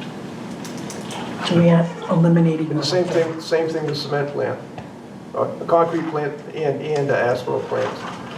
No permanent ones, temporary ones, within 1,500 feet of residence. Well, if we know that we have to allow something. Right. Then it's up to us to decide what ones we Right, I'm want. just wondering, can you? Yeah, I mean, I Yeah. think it kind of it falls back on the performance standards and how you define it. So, it'd be similar to like certain like planning board approvals or other building permits. Like It depends on the length of time that it's good for maybe, or whatever is codified in the ordinance, I suppose. It's just if the ordinances are supposed to follow the comprehensive plan, that this kind of flies in the face of the comprehensive plan. It does a little bit. But you also have the law that the comprehensive Right. plan has to fall within. Right, so that's If what the I'm law wondering. says- That's the question I'm asking. The law says you can't eliminate. But So we're if not you- eliminating, we're allowing temporary. Well, if you want that, yes, that's the way you're looking at getting around it. Right. So I would that's, put them in the village district with 1,500 feet of clearance, where they belong. That's the growth area of the town. It's not rural stuff. okay, but now that you're talking the village area of town, are you gonna put it down by the school? The back, out there in the fields? You can get 1,500 feet out back there? From residential dwellings, from schools. No? Yeah, where would you put it? We should have bought Crow's Pit. Is there any land to put anything like Well, that? that's what I'm saying. Well, if there's no land to put it on, you can't build one, But right? the law says you have to have something. You just What have you to make do, it all allowable. you have to do is buy up use. 6 or 8 households. you You're know? buying it now, right? This is wasting time. It's more so just making it an allowable use somewhere, rather than like the feasibility of it, because, you know, if it's not feasible to do it, but that's the town's intentions, Right. then that's the way. Right, because you could always purchase land, you can purchase 6, 8, 10 houses if you're that set on putting in a concrete plant. Yeah, I mean, like some other municipalities, they do like a minimum lot size of like 30 acres or something like that within like a really small zoning district, right? Like it's probably not gonna happen. In order to do that, they'd have to go through several processes, Right. acquire so much lands and combine and go through that process. And I mean, there's ways to kind of, you know, And I think disincentivize that's the it. route we should But take, I believe. again, I mean, I think that's kind of what the intent of this was. So for purposes of kind of moving this along, which districts, which words, I guess, need to change for which uses in which districts here the board would like to see moving forward? David, you said you'd like to switch it from rural to village, that we could possibly do. Wasn't that your intent when you worked on the comprehensive plan, that those would be our growth? This came up after that, it never came up during the original comprehensive plan. No, I understand that, but your growth area was the village I area. agree, David, it's incompatible with maintaining the rural character of the town if you put, you know, a big cement plant up there, yeah. So, oh, sorry, go ahead. Where are the other village districts? Peabody Pond, right? No? Mason's Beach. Okay. Long Beach, Max Mason's Corner, I Beach, think. where? Yeah, and right here, town hall. Yeah, Up here. Max Corner up here. Right here, we're in the village. Okay. A portion of the land of Stickney is village, isn't it? Like there's a little swath there in the corner Yeah, there, isn't that divides where the it lot. kind of ends right there? It divides the lot. Yeah. But if we're gonna get this picky about, I know that what we're trying to do is be careful that we don't go to court, but we're never gonna get through this at the rate we're going, in the time frame that we have to do it, are we? I mean, we are on a We're on quicker page 4, timeframe, 6. but again, I think so. Would the board be interested in essentially switching those columns from planning board review from rural district and changing that to planning board review in village district? And then changing everything in the rural district column to no, not submitted?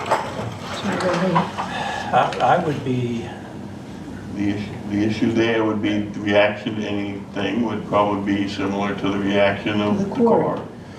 yeah. So, I don't know whether you're just creating another headache for Yeah. them. Well, Do that. It's probably gonna be the direction once we get a comprehensive plan put together, which we don't have work. Once we get that, what will be the this direction? would what the direction you're talking about, in the village district. Right. I'm just guessing.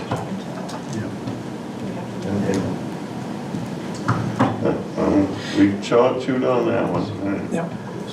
Do we want to put a distance limitation on it? I think that's a smart move. Yep. And I agree, 1,500 feet. Yeah, 1,000 1,500 is feet, not much. 1,500 feet in the village district? that what you want to do? Yep. Yeah, But I would only do the village district. I would do probably no's on everything but the temporaries. And the temporaries allowed in the village district with the 1,500 foot. Yeah, so so can put deal with that. put no on the permanent plant, Yep. no on the permanent plants, and 1,500 feet on the temporary plants in the village district? What is a temporary plant? How long does that last? We'd have to define it. What's the definition of temporary? You'd have to define a Well, temporary when plant. Temporary is usually when, let's say, the highway When they're doing a department road. Right. wants to redo 114, Yeah. Yeah, you know, they would say temporary plant. yeah. Yep. So just be for the life of the project, whatever it is. Yeah. Right. Well, actually a year or something. So what did you say again, Bob? I said to, in the village district, we would have no for the asphalt paving plant. We would have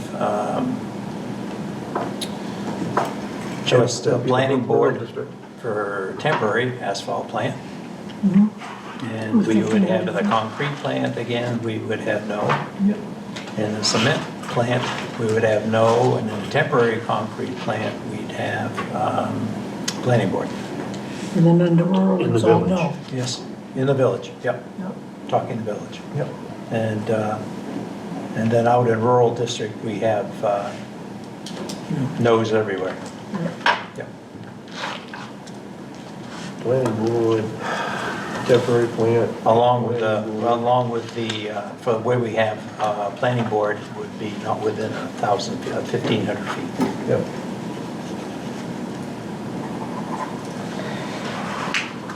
Okay.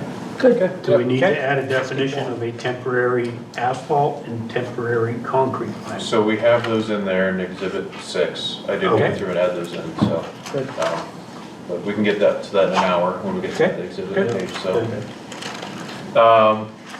Okay, so that's it for the standard use, or the use table. And then again, on page 4-9, this is where our backlot driveway provisions exist.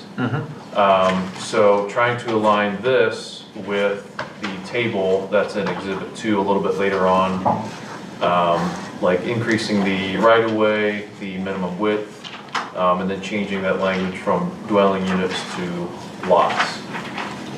And then adding design criteria as well, again, that little blue section there, that just references that, that table in this roadway design standards.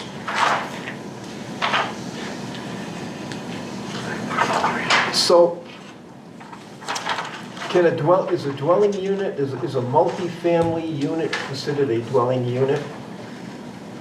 Each unit would Each be unit would be. a dwelling unit. In other words, if you've got no more than 2 lots, how many residential dwelling units could you put on 2 lots? Depends on the density standards within our ordinance and potential for ADUs as well, but it depends on the zone. Can you put a 10-family multi-unit lot on each lot? Septic wouldn't allow it. Yeah. Well, if you could though, if you get those, Fuji systems there that, no, nothing will handle that at this point? The septic designs are gonna be what's gonna curtail all these ADU units. Yes. I think so too. So you wanna put an ADU unit on your property, or I do, or Christina does. You may not be able to just because of your soils. You may not have to be able to expand. If you can't expand your septic system to accommodate that, then it's null and void. I'm talking about new construction though. Oh yeah, I am too.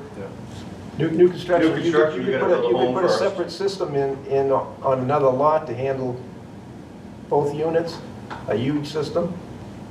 If you have the property to put in a Yeah. 6-bedroom system, or a 3-bedroom for your home and a 2-bedroom for your ADU, then if you have room for a 5-bedroom, then I'm assuming you could have the ADU. Well, the reason I bring that up is I just don't know if we ought to be referencing lots or dwelling units. I mean, it had dwelling units down there before, and I don't understand why we're changing it to lots at this point, I guess. Because dwelling units, you know, is more definitive. It tells you 2 dwelling units. Lots, you don't know how many dwelling units is going to be on the lot. And so we didn't get into this kind of a discussion, What? because you keep going on about you can have a lot and then you can end up with 20 units on it. Well, you can.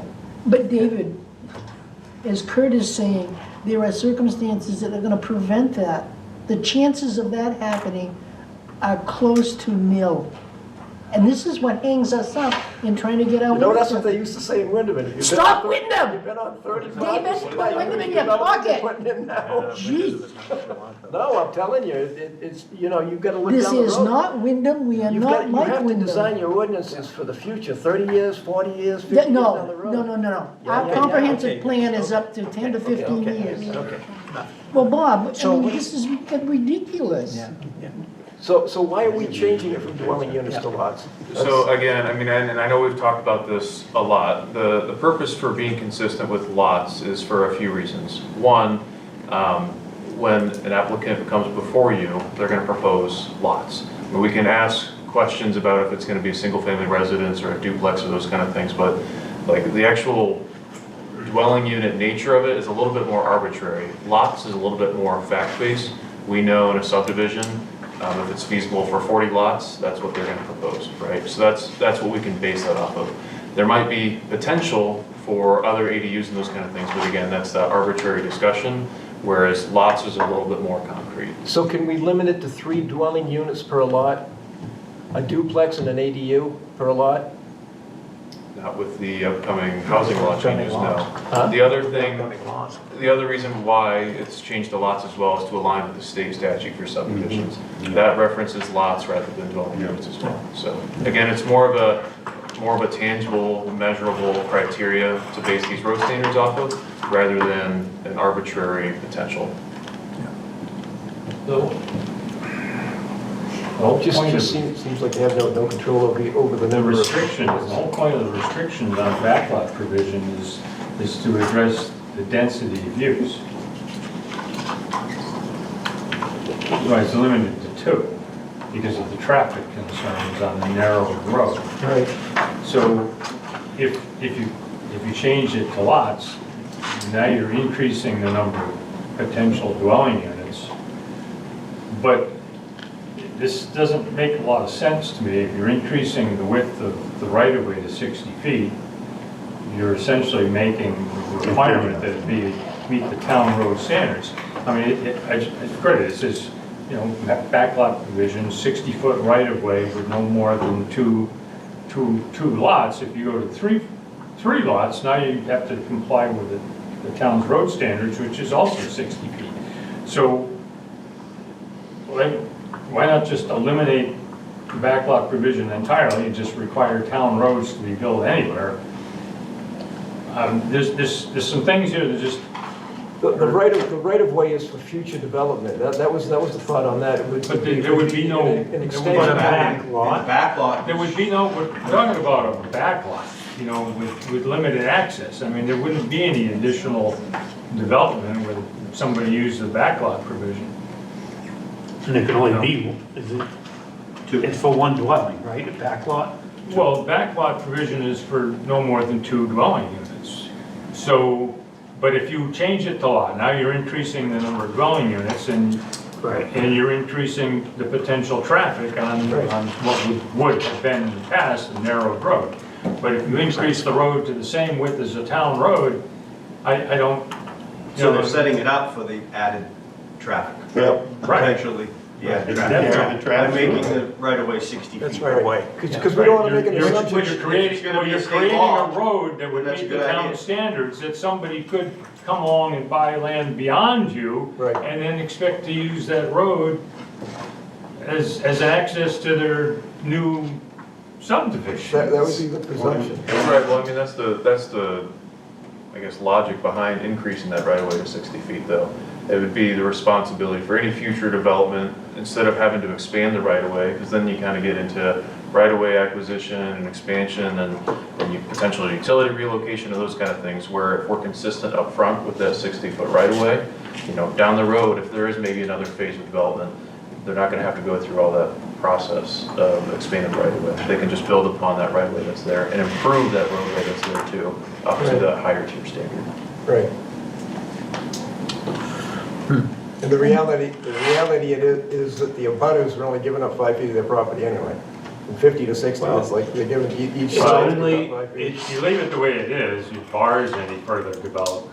It limits it to 2 dwelling units, whereas if you make it 60 feet, you effectively got a town road where you could use the state now 3-unit standard on that lot, and you go from limiting it to 2 to allowing 6. So that's something you need to keep in mind. Do you need a 60-foot right-of-way for 2 dwelling units? No.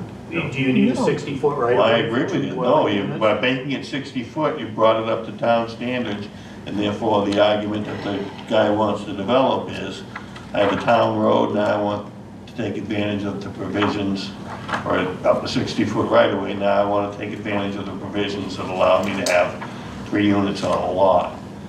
So you went from a limited width of road, limiting it to 2 dwelling units, now to a full-size road that opens it up, to my mind, to 6. So that's just a thought.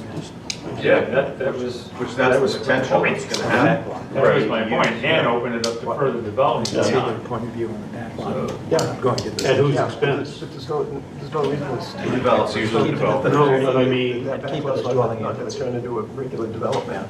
You know? In 30 years, let's say you own both sides of that driveway. maybe in 30 So years, now- the Jetsons, we won't use roads. If I want to develop that, I've got to give up, Those little, what, 30 more, 15 more feet on either side of that? I'm sorry, I'm not sure. No, I understand, well- sorry. It's just, to me, it seems like a huge increase for a back lot for 2 dwelling units is what we used to have. Well, again, this is kind of the provision, so on the table, subnote 1, for backlots specifically, the applicant does have the ability to request a waiver to the planning board. It reads, a right-of-way of lesser width may be approved by the planning board upon the request of a waiver by the applicant. So, and I know we've talked about this before too, right? Let's say it's properties that are surrounded by land trust, that's not gonna be developed in the future, right? That probably makes sense, that a lesser right-of-way would be appropriate for that area because it's not gonna be expanded in the future. So that's kind of what covers that. These backlot driveway applications are meant to be smaller, kind of staff-led type projects, where if they do need a waiver though, they would have to go to the planning board to get that lesser right-of-way waiver. Yeah, if they are butting up against conservation land or something like that. Yeah, sure, I mean, and again, it kind of comes down to your findings of fact, right, and your reasoning behind that decision, but, The reality is you're not gonna lose any land anyway because it's just a right of way. Well, I mean, just people are gonna consider use it one because more they thing, want. just consider one more thing, say, your great uncle invested, his life savings in a piece of property, and he was looking at that, for the future, for his retirement account. All right, and he knows he's got a farm, he's gonna keep his farm, and he's got a small parcel out back, and he wants to use the backlot provision and sell 2 potential lots, which he can do using the homestead exemption. He can sell 2 lots, not instead of 1 every 5 years. So right now, he could do that. He could just go out and sell 2 lots without any planning board approval and use the backlot provision and build a 15-foot or 35-foot right-of-way and legally do this. If all of a sudden you change this to 60 foot and require them to go to the planning board and get planning board approval and eliminate this backlot provision because of some future development which may never happen, even the fact that he has to come to the planning board with engineered plans and everything and then ask for a waiver, I mean, it puts it out of reach for this person who's retired and has no money to spend on a developing piece of property, and he was just looking to that little parcel out there as his retirement account. I think it would be unfair to that person to put it out of his reach to be able to do that. It's no, I agree with you Capitalize on this 100%. It's no different than when we adopted the comprehensive plan going to minimum of 3 acres for a house lot in rural zones. Some people could have had 30 house lots, now they only got 10. That's a taking, I mean, for anybody. But same thing, you're putting Like a 20. you're putting that retirement, nest egg, or whatever future out of reach for that individual, so. I like the 30-foot for that stuff. Just keep it the way it is. I think what Brandon says is, I feel that that's why this backlog provision was written 50, 100 years ago when it was written. Yeah. For those, let's say, special circumstances. Yeah. Someone only has 30-foot right away to that lot that their uncle has been saving. Yeah. And I understand. Yeah. them having to bring all that to the planning board, ask for a waiver, go through the engineering. I personally think that something like that is what, What's a survey cost? I just paid $4,000 for a half-acre lot to be surveyed. Just, No drawings, no anything, just, no drawing. you got a. Actually, a drawing with no pins in the ground. Probably cost me another Gee whiz. $1,500 to $2,000 for them to come up with the pin. That's just on paper, black and white. Yeah. So what are we saying? Are we leaving it at We don't 60 want- feet in width, or are we going back to 30? I'm hearing that we don't want to change what we have. That's what I'm hearing, but. Yeah, I guess that's probably right. I because can- Yeah. The only one that it's really affecting is the property owner who's putting in the 30-foot right-of-way. He's restricting himself for future development anyway. I mean, it's at that point, you can't go any further because the road's not gonna be wide enough, right? So, yeah, so you're limited to the 2 lots. Because otherwise, you gotta widen the road, and you won't have the room to widen the road because you don't have the right-of-way to do it on. You don't own it. So I'm gonna preface this, I spoke with Christina about developing a lot beyond my house, so, but my real argument is that, to me, it's like a taking. So that's, like I said before, when you set larger lot sizes for rural areas, it affected a lot of people. I don't think a lot of people realized at the time, at that town meeting, what it actually meant for them, you know? Taking a 10-acre lot where now you can only develop 3 lots. So just to, if I could speak on what you're saying, David, real quickly. I've heard David talk about these ADUs and adding an ADU to a house. And I've been thinking, geez, I don't know if that's a good idea. I've been back and forth, and then the other night I was thinking that, so we need more housing. And so if we have to accept these ADUs, I don't know. But if we do start putting in ADUs, it helps with housing. But that person, let's just say we built an ADU for Merle and his wife on this 3-acre lot. Well, that saves a 3-acre lot over here that may end up being, or may be in green space, or we're giving some of the housing, but we're not depleting our rural character. So at the moment, I think I'm a fan of the ADU. I just always look at these like it's not the lot that drives the car up and down the road, it's the residents. That's, so it's like when you talk about lots and everything's geared towards lots and not residential units, it's like there's no traffic count there on an individual lot with, Yeah, I wasn't really thinking about the traffic count. I was thinking about saving land. Need to keep in perspective that more progressive elements in the town back then wanted to have it 40-acre lots in the rural area. Yeah.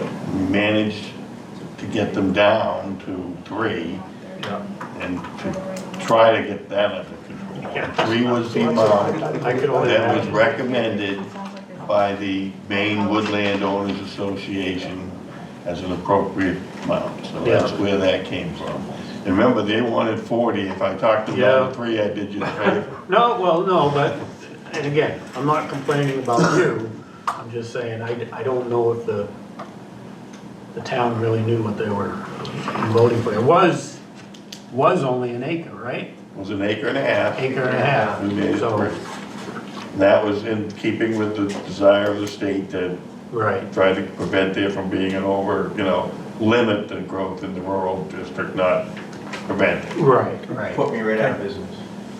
So I would agree with leaving it at 30 feet. It doesn't harm anybody but the person who owns the property. It's not harmful to the rest of Instead the of changing it to community. So 60. I'd leave it at 30 feet. And if he Okay. wants to make it 30 to prevent the guy up the road from being able to Exploiting go it. for Well, that's what it does. track, I don't know, we're not trying to prevent anybody from doing anything. They're doing it to themselves. I mean, that's, so, yeah. and there's nothing that prevents him from making it larger if he wants to.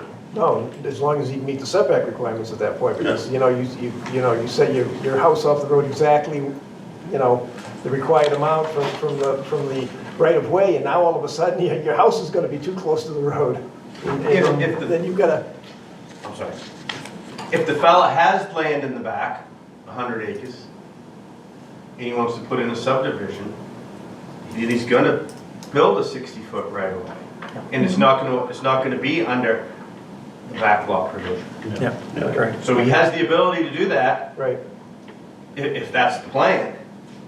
But if we keep this back lot provision kind of the way it is, then it's addressing really the back lot. We just don't want somebody to unknowingly put in a 30-foot right of way and thinking later on they're gonna put in a subdivision out back and now you can't do it. Well, they're gonna come before you guys, you're gonna tell them. Yeah. Can we do a straw poll? Sure. Yeah, you can, sure. About leaving, this is just a straw poll, leaving it as it was. I'm All gonna of it? say we leave it as it was. All of it? I would say- Or just the 30 feet? 30 feet. 30 feet and the 15 width Yeah. should remain. Just leave it the way it We was. should make the changes to reference to the lots rather than dwelling units. That's in there. Lot, it's changed to that. Yeah, I'd agree with that. So, Remember, the law, like you said, the law revolves around lots, it doesn't talk about dwelling units. What it says, unfortunately, is you can put okay, 3 dwelling units on a lot. I could live with that, Well, you I guess. you can leave it just the way it is and still call it dwelling units. That way you're not risking Overburden, all right. I'll agree, I just was a thought. No, you're right, when you get down to it, if we're gonna make the provision dependent on leaving it 2 housing units, then leave it housing, 2 dwelling units. Mel's got a question. So we're not gonna change anything in that paragraph, is what we're saying. After he asks the question, I'll say something. So, I understand the difference between a dwelling unit and a lot. I don't really necessarily have in-depth knowledge about our new state law that's going to go into effect No one does. next including year. the- But my general recollection is that it allows for 2 dwelling units on a lot, plus an ADU for each dwelling unit? No, It's the, no, one ADU per dwelling unit, dwelling unit, right? well, so it's the 2 outright. And then if there's public water, there's the additional +1. And then if it's within a town identified growth area, that's where the other one comes in. So in theory, you could have Outside. primary residence and then up to 4 others that create a total of 5. But we couldn't if we don't have public water. That's Right. right. Or, So many restrictions, public water, sewerage. so there's also kind of a caveat to that. It also says, it doesn't necessarily say public water supply, it could also be a communal Right. water supply or a communal septic. Like So on our where shores. if it's a shared well system, you know, Doesn't it say reference 12 units though? 12 people for a public water supply or sewer? I thought I read that in there. I'm not sure, they've changed it quite a bit over the last week. Well, so. it could be. Yeah. The initial one I had. Well, agreed, we'll leave it as it is for the time being. Yep. Christina wanted to speak. Oh, no, I think I changed my mind. I think what you're referring to, David, is community wells. You know, once, you can have a shared well, and it's not a community well, but once you reach a certain threshold, Because of water system. The water Because of system, then public becomes system. a community. Yeah, Yeah, because I'm on a shared well. Okay. right, this is different though, because I know what you're saying. in a 12 development. units and more would Yeah. require state Yep. interference. Okay. So we're leaving, what I hear, in our polls, we're leaving as Howard? We're leaving it as is. as is. Okay, it's the Okay, next Brett? page, Brett. Okay, sorry, so, So we'll make sure change, I'm clear. So for this page specifically, Yep. we are changing it, or keeping Keeping the it 30 feet, Yep. keeping the 15 feet, Yep, and then keeping dwelling units Yep. as opposed to lots. yep. and so you're going to, And then, so obviously, we'll maybe change the table later, but just to get through this page real quick, so that Yep. at the bottom part, the design criteria, Yep. that's not too controversial there, again, just referencing that external table. oh, perfect, Help point people in the Good. right direction. once you change that table. Yep. Yeah. Good, thank Okay. you. All right, making progress. Exhibit 2 is section 5 of our land use ordinance. Again, largest changes within this one relate to that table. Some provisions start on page 5-22, which allow the applicant to, again, this is that formal waiver mechanism for the applicant to be able to request a waiver from paving to go to gravel instead. Any issues there on 5-22?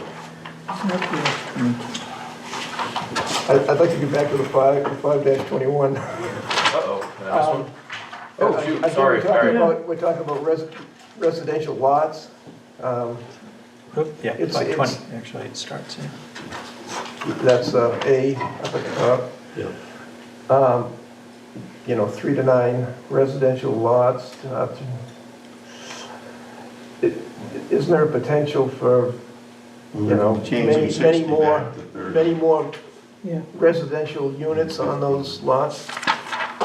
I mean, we're not talking about single-family houses necessarily. So again, I mean, like we've discussed, this is, I think, my concern about if we put in dwelling units. If there's a, let's say, a 9-lot subdivision, if somebody wants to put in and each of those lots have a single-family residence, let's say somebody wants to put on an ADU, where that classifies as a dwelling unit, they would then be forced by this ordinance to then have to upgrade the rest of the road to that higher tier standard. The state's gonna force us to do this ADU unit anyway, so I think it should say, Well, you referenced, private Residential road lots. has a 60-foot right-of-way, so, right? Whatever we call it here, Yep. I mean, your standards are there, 3 to 9 are the same as 10 lots or more on a collector street, right? For the right-of-way, yes. For the width of pavement, so the private road and minor street are fairly identical in terms of roadway design standards. However, it's the private road that could be gravel, Right, yeah. where the minor streets are what's gonna be paved. So really, the different threshold there is the amount of lots being proposed, where a larger amount of lots would need to equate to it being paved. Again, that danger of if you make it based on dwelling units, like that, I personally don't think it's good practice, even if it's a 4-lot subdivision, right? It could become a race for people to try to put ADUs on their properties, and that kind of can be exclusive of some people as well. So I think it's easier to just base it off of lots in this instance. What was the discussion we had either the last meeting or the meeting before Okay. about putting in roads, that it was cheaper to build and maintain gravel roads than it was tar roads? And we were going to get rid of minor roads, blah, blah, blah, and have, it was like the association road. Oh, okay, yeah. What was that discussion and where does this It was private more road expensive stuff? to maintain paved roads. What? It was more expensive to maintain paved roads than Right. it was. It's cheaper to yeah, do gravel gravel roads roads, than it is to do, I mean, we had that whole discussion and I thought we got rid of an awful lot of the kinds of roads that we had. Yeah. It did come up at the joint planning board and select board meeting. I thought you had brought that up too, in terms of the maintenance cost. Yeah, because Kurt was, But, yeah, in terms of like the ownership, like who's responsible for maintaining that, that would fall in on page 5-23, where we talk about any of the privately owned and operated roadways should require at least a road association or homeowners association, Yeah. some kind of entity that's responsible for that. so we're still calling it a private road, even though, that's where I get mixed up, is there's about 10 different definitions. Well, a private road would never become a town road. I No. shouldn't say never become, but it's gonna be set up as a private road. People that live on it will be responsible for maintaining it, plowing it. Is that the same thing as an association road, Kurt? Yes. Yes, thank you, that's what I'm trying to find out. Okay, so, We've been requiring that in the, in covenants, and any plan or acceptance require some sort of road maintenance agreement.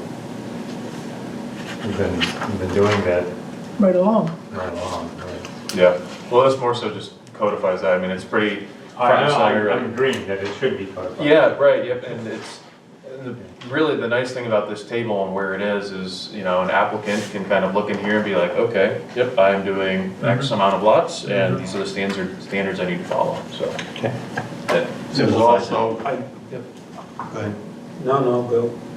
It's also incorporated into this the notion, if you get to the situation we had on the Folly Road, that we can waive the requirement to have a paved private road go off a dirt public road.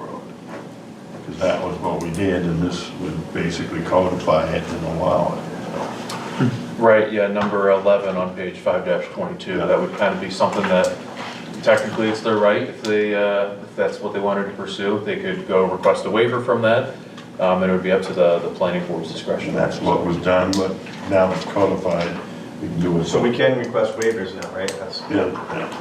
Yep, through this, yeah, once it's The done. logic was, why make somebody have a paved road off a dirt one? And now that's codified. But the other one would be, if you want eventually to have your project accepted as a public road, you need to bring it up to all public road standards, including pavement, which is what you did on the ones up here, right? right. Okay. So I suggested earlier, and I think at some of them, maybe for your subdivision, that the town come up with a boilerplate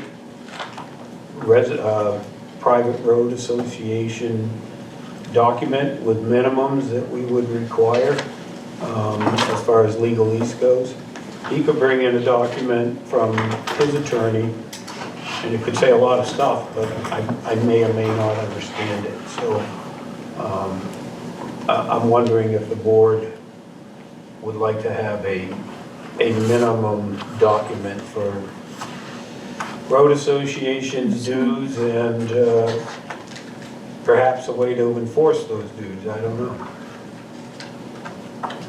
Through the I'm association. not sure they can enforce it. Yeah. Right, it's a civil We matter. like to think, the town's not gonna enforce it. No, I know that, People just but if you end up have it getting in your deed that says, I sell to Yeah, Merle and Brandon and Garrett these lots, each one is required to pay 1/3 yeah, of the minimum, you know, they up still to. don't have to pay. they Well, don't I'm not get saying they don't services. have to pay, but it's very difficult if one guy, I have a subdivision, small subdivision in Bridgeton, one guy's a complete jerk. Yep. I mean, he has not paid his dues.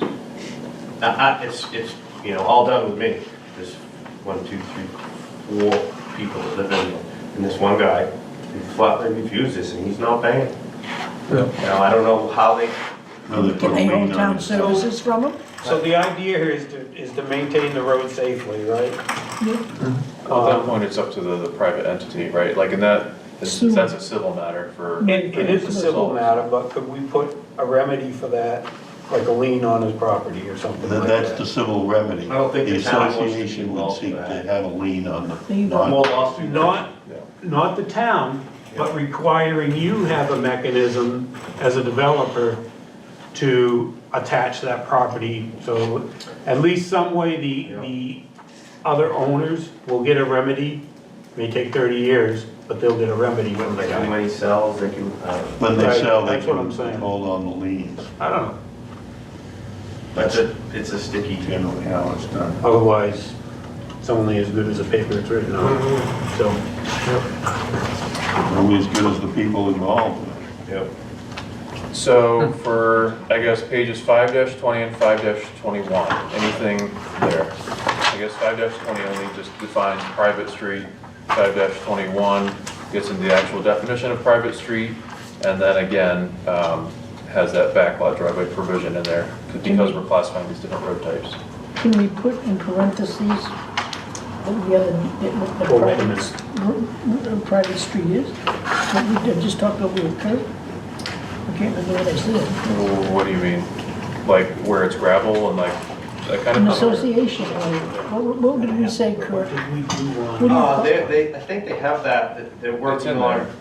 If you go to 520, At the top of page 521, it talks about private streets We're gonna have to go to lots to be consistent. to be maintained by owner, common ownership entity, homeowners association. make a Is that decision. what you're talking about? What would be the Yes. status of To the road lots? that Yeah, I would was go. servicing more than that? That wouldn't be a street, that would be a road. That would fall under minor Yeah, streets or everything major you see streets, here. yep. Okay. Look at the So table. that's street, so It's you're all using set the up in street and lots. road interchange. Yeah, and that's covered later on in our definitions as well, so. And we just, what it means is we have to go back to the last part we had, and should I don't- lots instead of drawings. The back of the road. So I'm confused. Okay. We refer to private streets, we refer to private roads. What's the difference? There isn't one. Shouldn't we use the same term consistently in the document? Yeah. We can. I mean, I would be happy to comb through it and make sure the terminology is all up to snuff. In our definitions, way later on, I think it's for road. It's the road might also be defined the same as a street, alley, avenue, boulevard, way, other rights of way, or in certain instances a driveway. So. Look at you, the stores. Where do you have I know. property? But I mean, it's one of those things where, I mean, we could go through that effort and change, you know, every word, every reference to the entire ordinance and do that to be consistent.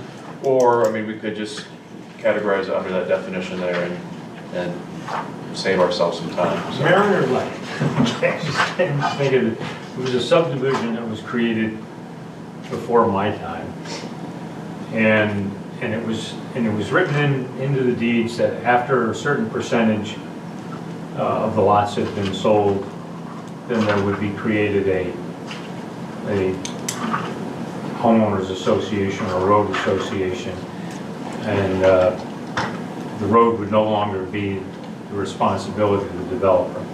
So that sat there for years and none of the lots sold on Mariner Lane. And all of a sudden there was a big run on them. We sold all the lots, and then right out of the blue, they said, all right, now what do we do? How do we turn this over to the landowners and create this association? So you want to look that one up, because that's where you'll find your template. I think I wrote it. So it's in Mariner Lane, and we wrote a homeowners or I guess it was a homeowners association agreement. Everybody signed it willingly, and there hasn't been any problems, so. But is it possible template? Somebody asked for a template, David? What's that? You wanted a template for a homeowners or road association template? Yeah. That's what I like. Check that one out. So are we good on 5-21 before we move on to the table? I know everybody's excited for the table, so. I got one question Oh, before yeah. we move on. Back to the backlot provision, not to back up too much here, sorry. But I think if we don't call those, I think we should call them house Such an access road shall serve no more than 2 house lots or 2 dwelling unit lots. If we don't call them house lots, are we gonna get in trouble with the new state law? There's gonna be a conflict there if we call them, if we say shall serve no more than 2 dwelling units lots. That's kind of confusing. Yep, so we just talked about in the section before, I believe we'd have to change this part from 2 residential lots to 2 dwelling units to align with how we're defining it in section 4 of our ordinance, and then to align with the table as well, if we're gonna change it to dwelling Okay, units. you know what you're doing, what I do. That's fine. I just wanted to. Yeah, so just to be consistent. But are we gonna get in trouble? Is there gonna be issues when we start, Okay, we'll leave it that way. start? I don't know that it raises any red flags for me, based on the latest draft that I've seen, but I don't think they've incorporated many substantial changes. Okay. Yeah. Sorry. Okay. So I think we're onto the table now, so just. The only thing about the table is I'd like to see some sort of definition for pavement in the definitions, because you've got minimum width of pavement, you know, for like a private road, then you talk about gravel or paved material, composite. So can we have a definition of pavement as being bituminous or gravel? Because it's little. I mean, I could change the word paved. Just in the under bituminous or gravel. definitions, you know, Yeah. just add that to the definitions maybe. So that if somebody wants to know what the heck are they considering pavement, you know? It says bituminous. Huh? It says bituminous. Yeah, but it's also can be gravel. Yeah. Isn't that right, Brett? Yeah, one second. Don't we have, Well, he's sort of right. Huh? You're sort of right, because, you know, there's a drawing that refers to pavement, Yeah.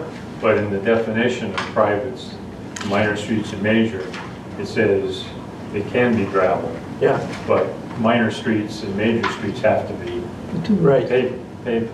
So, It's kind of like road and street, So- you know? It's- right, there should be some way to show that on the drawing, Right. on the sketch. It's just under definitions, there should be some definition for explaining. Yeah, people don't read the definitions, they just look at pictures. I do. I read them all the You look at time. the pictures. What are the definitions? Okay.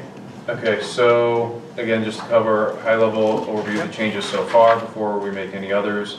For the backlot driveway column, changing the threshold for residential servicings to dwelling units instead of lots, changing the minimum right-of-way width to 30 feet, and changing the minimum width of pavement to 15 feet. And then the bituminous inclusions as well. Are there any other changes to this table that the board feels would be necessary? Did you eliminate sidewalks? Is that what you?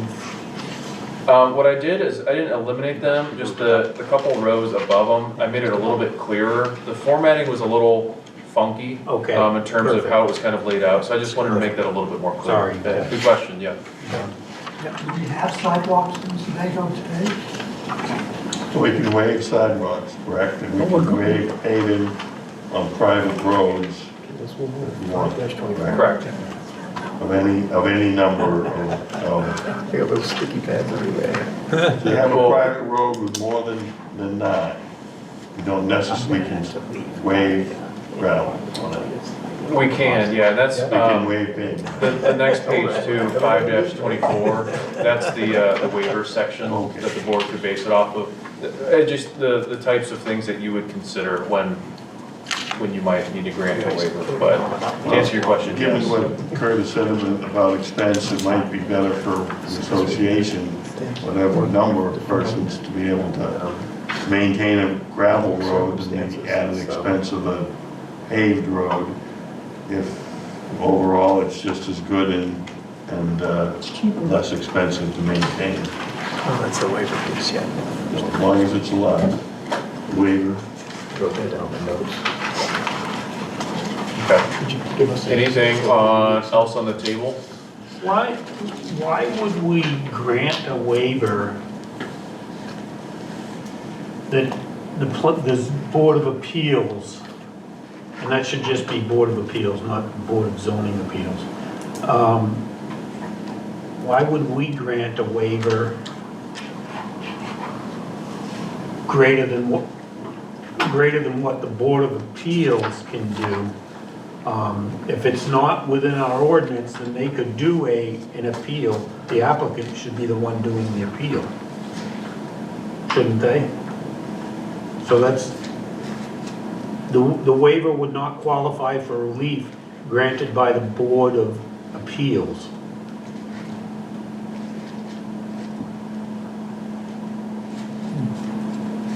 That gives broad authority to the planning board to do whatever they want. Good. You could also remove it. Let's do Does that make sense, what I just said? No, it does. I think, Where are you reading this, David? Page 524. Thank you. C, yep, let's remove that.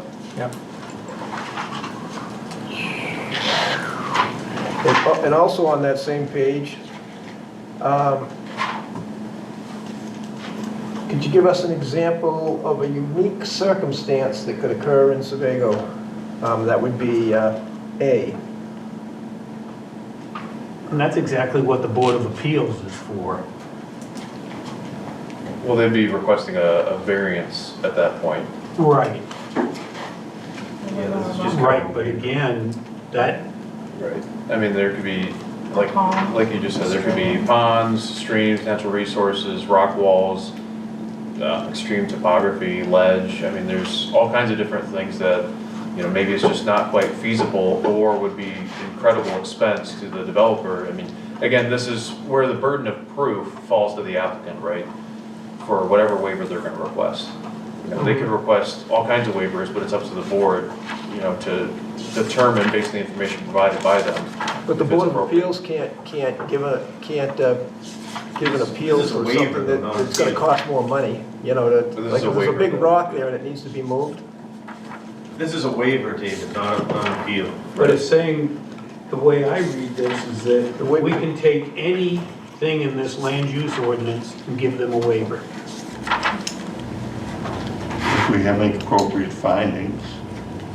Gives you flexibility. Where the Board of Appeals wouldn't be able to do that. But the board, that's the job of the Board of Appeals, in my That's what a variance is. I mean, waiver mechanisms are fairly common in a lot of different towns. I guess I'm not sure I understand If we denied a permit, right, or an application, their remedy would go to the Board of Appeals, and they would say, these really are unique circumstances. That's not, and that's not what the planning board's job is. The planning board's job is to follow the ordinances. It's the Board of Appeals that has that flexibility with their in my opinion, with their findings to make that decision. I think providing this waiver mechanism is a little bit more applicant friendly, rather than them going through that process and having to get denied by the planning board and then appeal it and then, or seek a variance and kind of through that thing. This is a pretty common way, I guess, that, again, it's up to the applicant to kind of prove what those unique circumstances are on site, and it's up to the board's discretion if they want to grant it or not, so. I think that's the number D. I'm not sure I quite understand what you're getting at. The granting of a waiver in other situations would not have the effect of amending the ordinance requirements. I'm not exactly sure what you're getting at. That would be like, kind of like if you're going up over the mountain there and you can't meet the grade requirements there and you get a waiver, right? Well, And then the next guy comes in, he goes, well, you gave one to him, so, you gotta give one to me, right? Sort of. Rather than build a winding road that can meet the grade going up over the hill.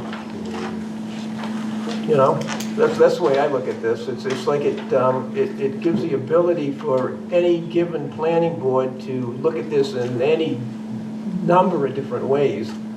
It's not very definitive on on what you could grant a waiver for. It just leaves it right up to the planning board to do that, you know, On any issue. on any issue, yeah. It's kind of crazy, really. Because, you know, it's Well, like that's what's supposed to do, empathy show comes into judgment. play, you know, instead of the correct building. We need to look at the situations and show some judgment about them. But specifically on this question, I'm not exactly sure. Say they want to waive the width of a road. That, on any one particular project, doesn't necessarily amend the ordinance. So I'm not exactly sure what that provision is getting at. It's more so like if there's a really common instance of a waiver request that keeps coming up and up and up, it's more so the town's responsibility to maybe look at that and say, maybe we should amend our ordinance. You know, maybe, I think last time I gave the example of setbacks for primary structures versus the accessory structures. And that was something that we kept seeing this variance request over and over and over, that as a town, we kind of felt that responsibility that we need to go forth and do what's best to the residents here, in the best interest of the residents to modify the ordinance to help these people out. So I guess that's kind of the intent of that wording, but. I think you could compare it to the setback ordinance in the village district, the road setback ordinance, where our ordinance clearly, you know, defines a setback as requirement of being 50 feet, but you can reduce it to 25 feet. And I think over a period of time, that becomes the norm. So in other words, when you're building in the village district, you know, you can come to the planning board, and they'll give you a waiver, you know, because that's basically, I guess, what we're doing, even though it says it in the ordinance that you could do it. You're reducing the setback to 25 feet. It's kind of an automatic thing. It's like amending, it's sort of like amending the ordinance without amending the ordinance, you know? So years ago, we set up this type of government with the planning board and the Board of Appeals with specific responsibilities for each board. I feel that these take that and really turn that upside down. I don't believe that the planning board needs that authority. There's a process in place for an applicant to deal with these things, all these issues. And right now, you're just circumventing that process. So they go directly to the Board of Appeals if they wanted, Well, like in the village district? if she denied an application, they could do an administrative appeal. She says, no, you're too close to the water, all right? Yeah. So they would go do an administrative appeal with their reasons why they should be allowed to do this, all right? Given that power to the planning board, or if we deny it for specific reasons, then they can go to the Board of Appeals. I don't think it's a planning board's job to use all that greater judgment. I think our job is to follow the ordinances, and if we make a mistake following the ordinances, then they go to the Board of Appeals. I mean, what's your expertise on, I don't know, whatever, or my expertise on anything? All I have to go by is what the ordinance says. So, Board of Appeals, they're most likely laymen too. And, you know, make some decisions and move some projects along. It's like the house down there on, you know, the two houses down there on Long Beach there. And they're turning into nice houses, nice settings. You know, we were able to do that for them without sending it to the Board of Appeal, making it more applicant-friendly while still respecting the law. So forcing them to go through more and more hoops just doesn't seem to be that. we're not going through more hoops, Paul, we're just going through Going the to the Board same. of Appeals is going through another hoop. I don't know how you call it, you know. So where does it say that, never mind. So your example of the waterfront thing and setback or something is just not valid because there are no variances, there's no waivers. I get that. No, okay. You're right, that was a bad example. All right, but there are some things that would warrant a waiver. You know, and one of the things that comes to mind is, you know, and it says unique circumstances, out of the ordinary, something that's unique to just that piece of property that you wouldn't probably find anywhere else. And we've had roads, proposed roads that exceeded the grade limit. We have roads, 107 exceeds the grade limit. You know, you get down there to Coors Hill, I mean, it exceeds the maximum grade limit. So if you have a proposed subdivision and there's just no way to climb this hilltop or hillside to get from point A to point B without exceeding that grade, you know, the planning board has in the past, you know, considered situations like that where we're talking a very short distance, a very short grade, 100 feet. The only place, you know, in town where you might exceed that 10% grade just for 100 feet or 50 feet. So they ask for a waiver for that one little spot right there where you can't possibly get to point A and point B without exceeding that grade. And that's an example of something that's unique, and it is likely to happen. And I think it has happened. But that ability already exists in our ordinance, to grant a waiver. Yeah, we have it. We have waivers. Right. It's already in the Don't need ordinance. to put in more information, I don't think. I mean, it just makes it more clear. Until this right here, no one knew, you know, a month ago, you guys couldn't grant waivers a month ago, according to the town law. Couldn't what? Couldn't grant waivers. We went through this for 2 months. The We town couldn't lawyer. grant waivers? For roadway specifically, right? I'm not positive. Is that I thought it was in relation to roadway design standards specifically, and so that's, again, what on page 5-24, again, that's what this is meant to do, is help clarify So he's that. got this someplace that it can be seen. Right, it's out there, it's with our other roadway design standards, and if the board would like to issue or grant a waiver for roads, whether it's right-of-way, steep slopes, you know, So is this for new roads, or is this for existing roads too? any new proposed road moving forward. Okay. So, an example I just thought of, what if I have I want to do the backlot provision, and I have 29.5 feet. That's all I have. I'd like to have the ability to come to you guys and say, I'd like to ask for a waiver for half a foot, and you make a decision. And I say this is why, blah, blah, you make that decision. If I guess if you said no, then I could take it to the appeals board. Right, I mean, But that's, these are just But he should be the one that says no. The code enforcement office should be the one that says no.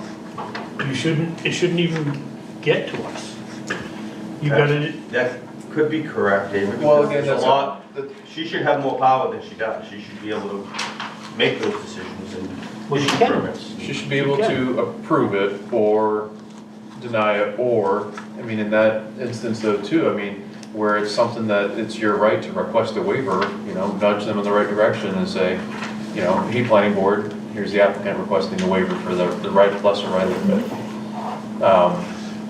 Again, I think the waivers are a pretty common mechanism. The way this is laid out now spells it out pretty clearly for the waivers specific to the roadway design standards.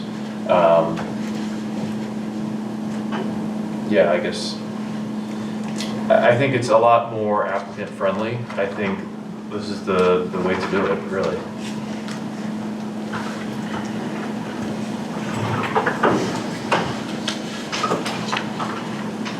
So what you meant by this is the waiver could not qualify for relief granted by the Board of We're removing that. Board of Appeals. That's only, this only pertains to those cases that it wouldn't qualify for relief granted by the Board of Appeals, is that what you're saying? We're removing that provision, that sentence there. see you, Brandon. Thank you. Thank you. Yeah. So is there any other comments on the table? Question. So on 524 waivers, it makes reference at the top may grant waivers from the performance standards of this ordinance.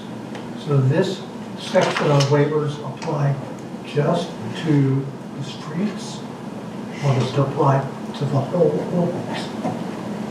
Yeah, I mean, I think we could clarify that there to maybe the roadway design standards of this section. Be a little bit more clear. I think that would be helpful, because I'm not sure that there was ever consideration given to doing waivers on other portions of the roads. If that's what the board wants to do, that's fine, because I don't think that's the way it's been discussed. Had this been written in there, I wouldn't have probably argued. No, I'm serious. Very good point. I'm like, holy crap, it's just roads. Simple. Well, Simple. so, It says it there too, right? If you read it. So it'd be under what, section 5 street standards or something? Is that what that would say? It could be waivers of street standards. Yeah, Correct. right. Say it Waivers again. of, Which page? Page 5-24, number 1. So what I'm gonna do on page 5-24 is at the top, D, I'm gonna Yeah. rename that to waivers for roadway design standards up front. Yeah. And then D1, I'm gonna take out from the performance standards of this ordinance and replace it with from the performance standards of this section. And then remove letter C below there about the relief from the Board of Zoning Appeals. So that'll clean up our waiver section there, I think, to be in a pretty good spot. I apologize, I thought this was in reference to the ordinance. Oh, The yeah, entire sure. ordinance. I get so. I'm very sorry. Okay. Well, it's easy to see that. Any last comments about the table before we move on? how much further do you guys want to go tonight? I'd call 8 o'clock, good, that's 3 hours. 3 hours, that's a good chunk. Okay, I mean, the rest is pretty quick, but. okay, keep going. In Exhibit 3, then, moving forward, we're talking about administration and enforcement. So we reference a few other places about staff level review. So what this is aiming to do on page 6-3 is defining what staff level review is. We had talked a little bit about last time in terms of what those thresholds are. And really, we're looking at the 2,500 square foot mark and anything below that. And then, again, we already kind of have the minor later on, and I think it's Exhibit 4, when we're talking about site plan, we have minor and major. So again, this is meant for those minor projects that really should just be expedited through staff if they meet this criteria.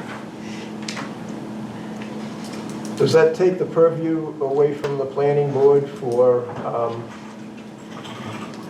pretty much all non-conforming lots?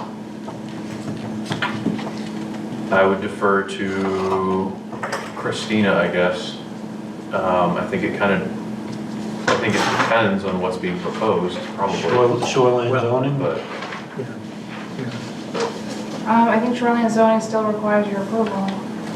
Anything a shoreline does, right? Yeah. Well, I'm just Right, thinking, but- I'm thinking those ones that came before the board on, 5,000 square foot lots. I mean, gee, you're talking about 5,000 square feet here anyway, pretty much, 2,500 of residential floor area and then 2,500 of impervious surface area. I mean, you're pretty much talking about a 5,000 square foot lot, right?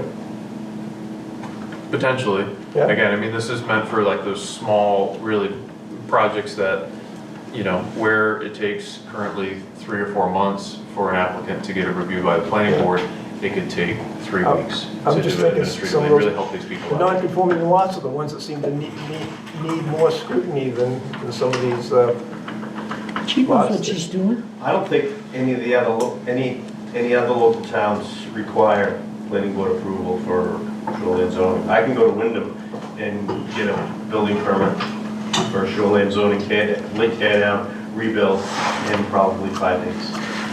I'm talking outside of shoreline zoning, across the street on 114. So that should be less concerning to you.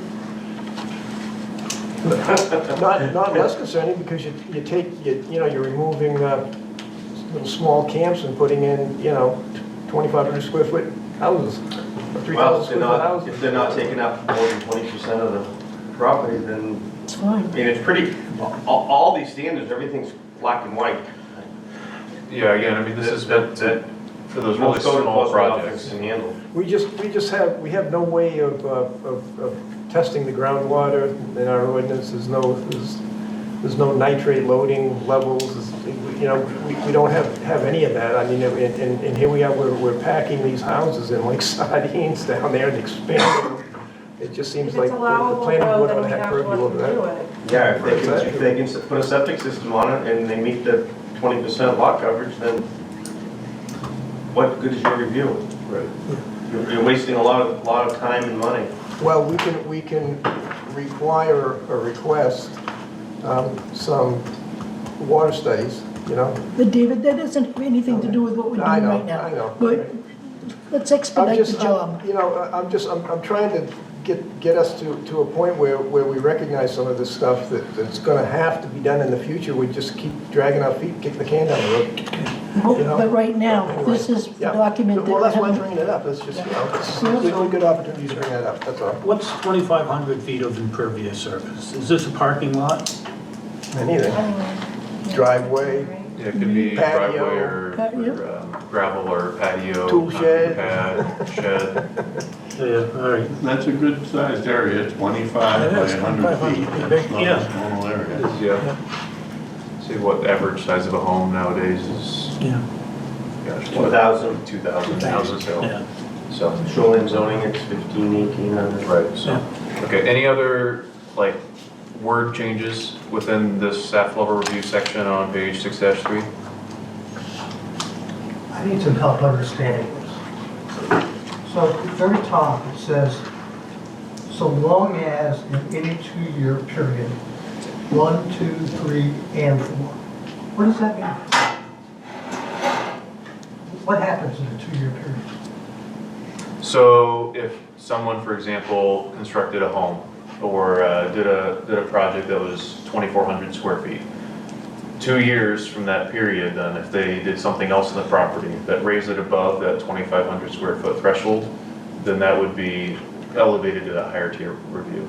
It would then go to you guys. It would go to the No. planning board essentially. Well, that's as clear as mud. Within 2 years of... Within 2 years, yeah. so if you wait 3 years, it doesn't. Well, they're not gonna be able, how they're gonna be able to expand You can't do it. 50%? You that's can't not do that in shoreline zoning. Won't have an accessory dwelling. Yeah. But you can't do ADUs in shoreline Five- anyway. 5,000 square foot You building. can't on go those from lots. 2,500 to 5,000. I don't believe. In With, shoreline zoning, 5,000 square foot building on Right, 5,000. right. well, yeah. Lot. beyond 100 foot, maybe. Yeah. Yeah. So again, yeah, I mean, it's just meant to disincentivize making continuous improvements and sectioning off. But they Well, don't need to be involved unless it's Right, a big if I do- project. Is that what you're trying to say? if I do a project that's 2,400 square feet every year and kind of phase it out, you know, then I can bypass the planning board. Whereas this, you know, over a course of 2 years, you know, Yeah, that's a pretty that's a good substantial idea. amount of time to That's a good idea. to force people to do that, so. But what if they did it on a separate lot? I Then they mean, that's a can. separate lot. It's a separate property, yeah, I mean, Then they can, Yeah. if they meet all the requirements. Yep. Okay. so. I guess I'm not. Okay, next would be page 7-2, moving on to exhibit 4. So again, this is our site plan review section of our ordinance. Changes here on page 7-2, again, help codify staff level reviews. We talked about it, define it previously, but again, it's meant, this is the most appropriate place for it, where we're already classifying the different types, where we already have minor developments and major developments. So now we're adding that lesser, I call them minor projects really, where staff level reviews are meant for those smaller scale projects involving less than, again, what we defined earlier with the 2,500 square feet, so. So this is basically cross-referencing the section we just looked at. Correct. Yep. Yep, so earlier we were defining it within administration, and here we're defining it where it's appropriate for site plan reviews. But here you don't talk about a 2-year period. We don't. I don't know that it's necessary here where we're defining it previously.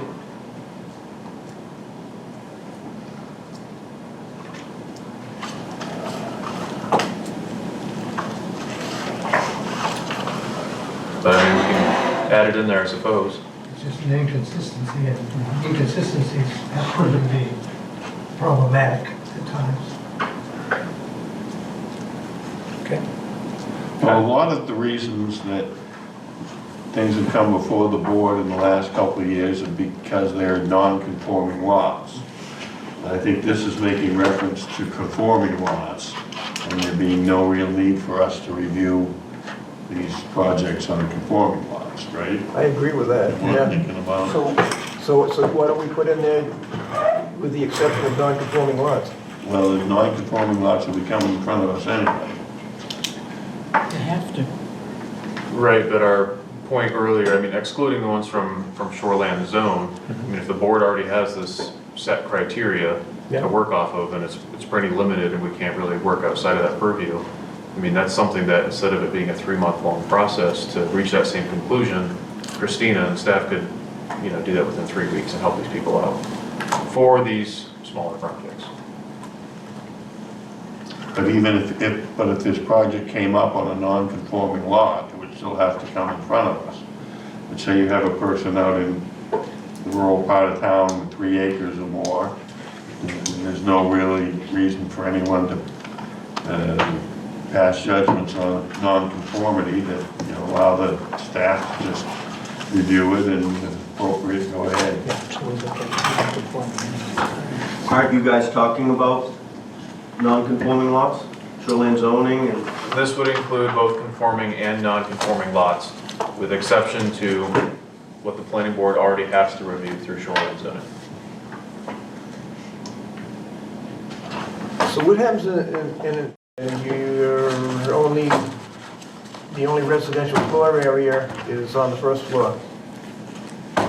And so you wait 3 years and then you can finish off the second floor on a 2,500 square foot house, make it 5,000 square feet? Yeah, you mean like the total gross area, not the footprint, right? Right. Well, I thought we defined it as non-residential floor area. Yeah, so non-residential floor area, isn't that, so you call the second floor an attic, right? It's not finished. You're only residing on the first floor. And then It's 3 living years, space. 3 But years it's still down the living road, space. It you still finish falls off under the the second floor and residential use. turn that into living area. No? I mean, Then all of a for sudden that you have a instance, we're 5,000 just square foot looking at house. the footprint because it's residential. I mean, for the non-residential floor area is more intended for like commercial structures, right? Or the other, the 2,500 footprint is what we're looking at here, so. So we're not, so should we make reference to that that's what it's for? It is for, so people don't get mixed up and think that they can do that? That it is for commercial or industrial use or whatever? Well, how about allowing them to do it on conforming lots, but having it come in front of us on non-conforming lots? Yeah. That It might has to make come sense. before. That's okay. It's a conforming lot, and they meet all the setbacks, like Kurt said, it's all black and white, and you meet everything. Yeah, But if they that's- were on a that's- non-conforming lot, we could review it and look for possible, Gentlemen, it's 8 o'clock. Yep. 8 o'clock. It's 8 after 8 o'clock. We should resume this on February the 12th at 5. Yep, that's the plan. All right. Make a motion, we close the workshop. We all schedule a tentative date at least for a public hearing. And take it into consideration, discussing it with this select board before we go to the public hearing. Do you want to get with him, Merle? I do not. Go ahead. I do recall that there was a lot of controversy last time we went through this Yeah, process yeah. as to how to involve the select board. Yeah. That's all I'm trying to bring up. Has that been taken into consideration? I think, Doesn't it go, does it go before a public hearing first and then the select board? So, yes, the process is, the planning board essentially workshops this and gets it to a point where we have a public hearing. After the public hearing, the planning board can either vote to send it off to the select board with or without recommendation, or they can modify it again. If they modify it again, though, they do have to have another public hearing. It's a significant modification. After the public hearing, that's what I'm trying to. Right, and then at the select board level, then they would accept it, and then the select board obviously has to have their public hearing, and then vote to place it on the warrant, so. I just thought they got bent out of shape by not Being involved. being in. Make a motion to close the workshop. Make a motion, okay? Seconded? All in favor? Oh, good night, gentlemen. Thank you, guys.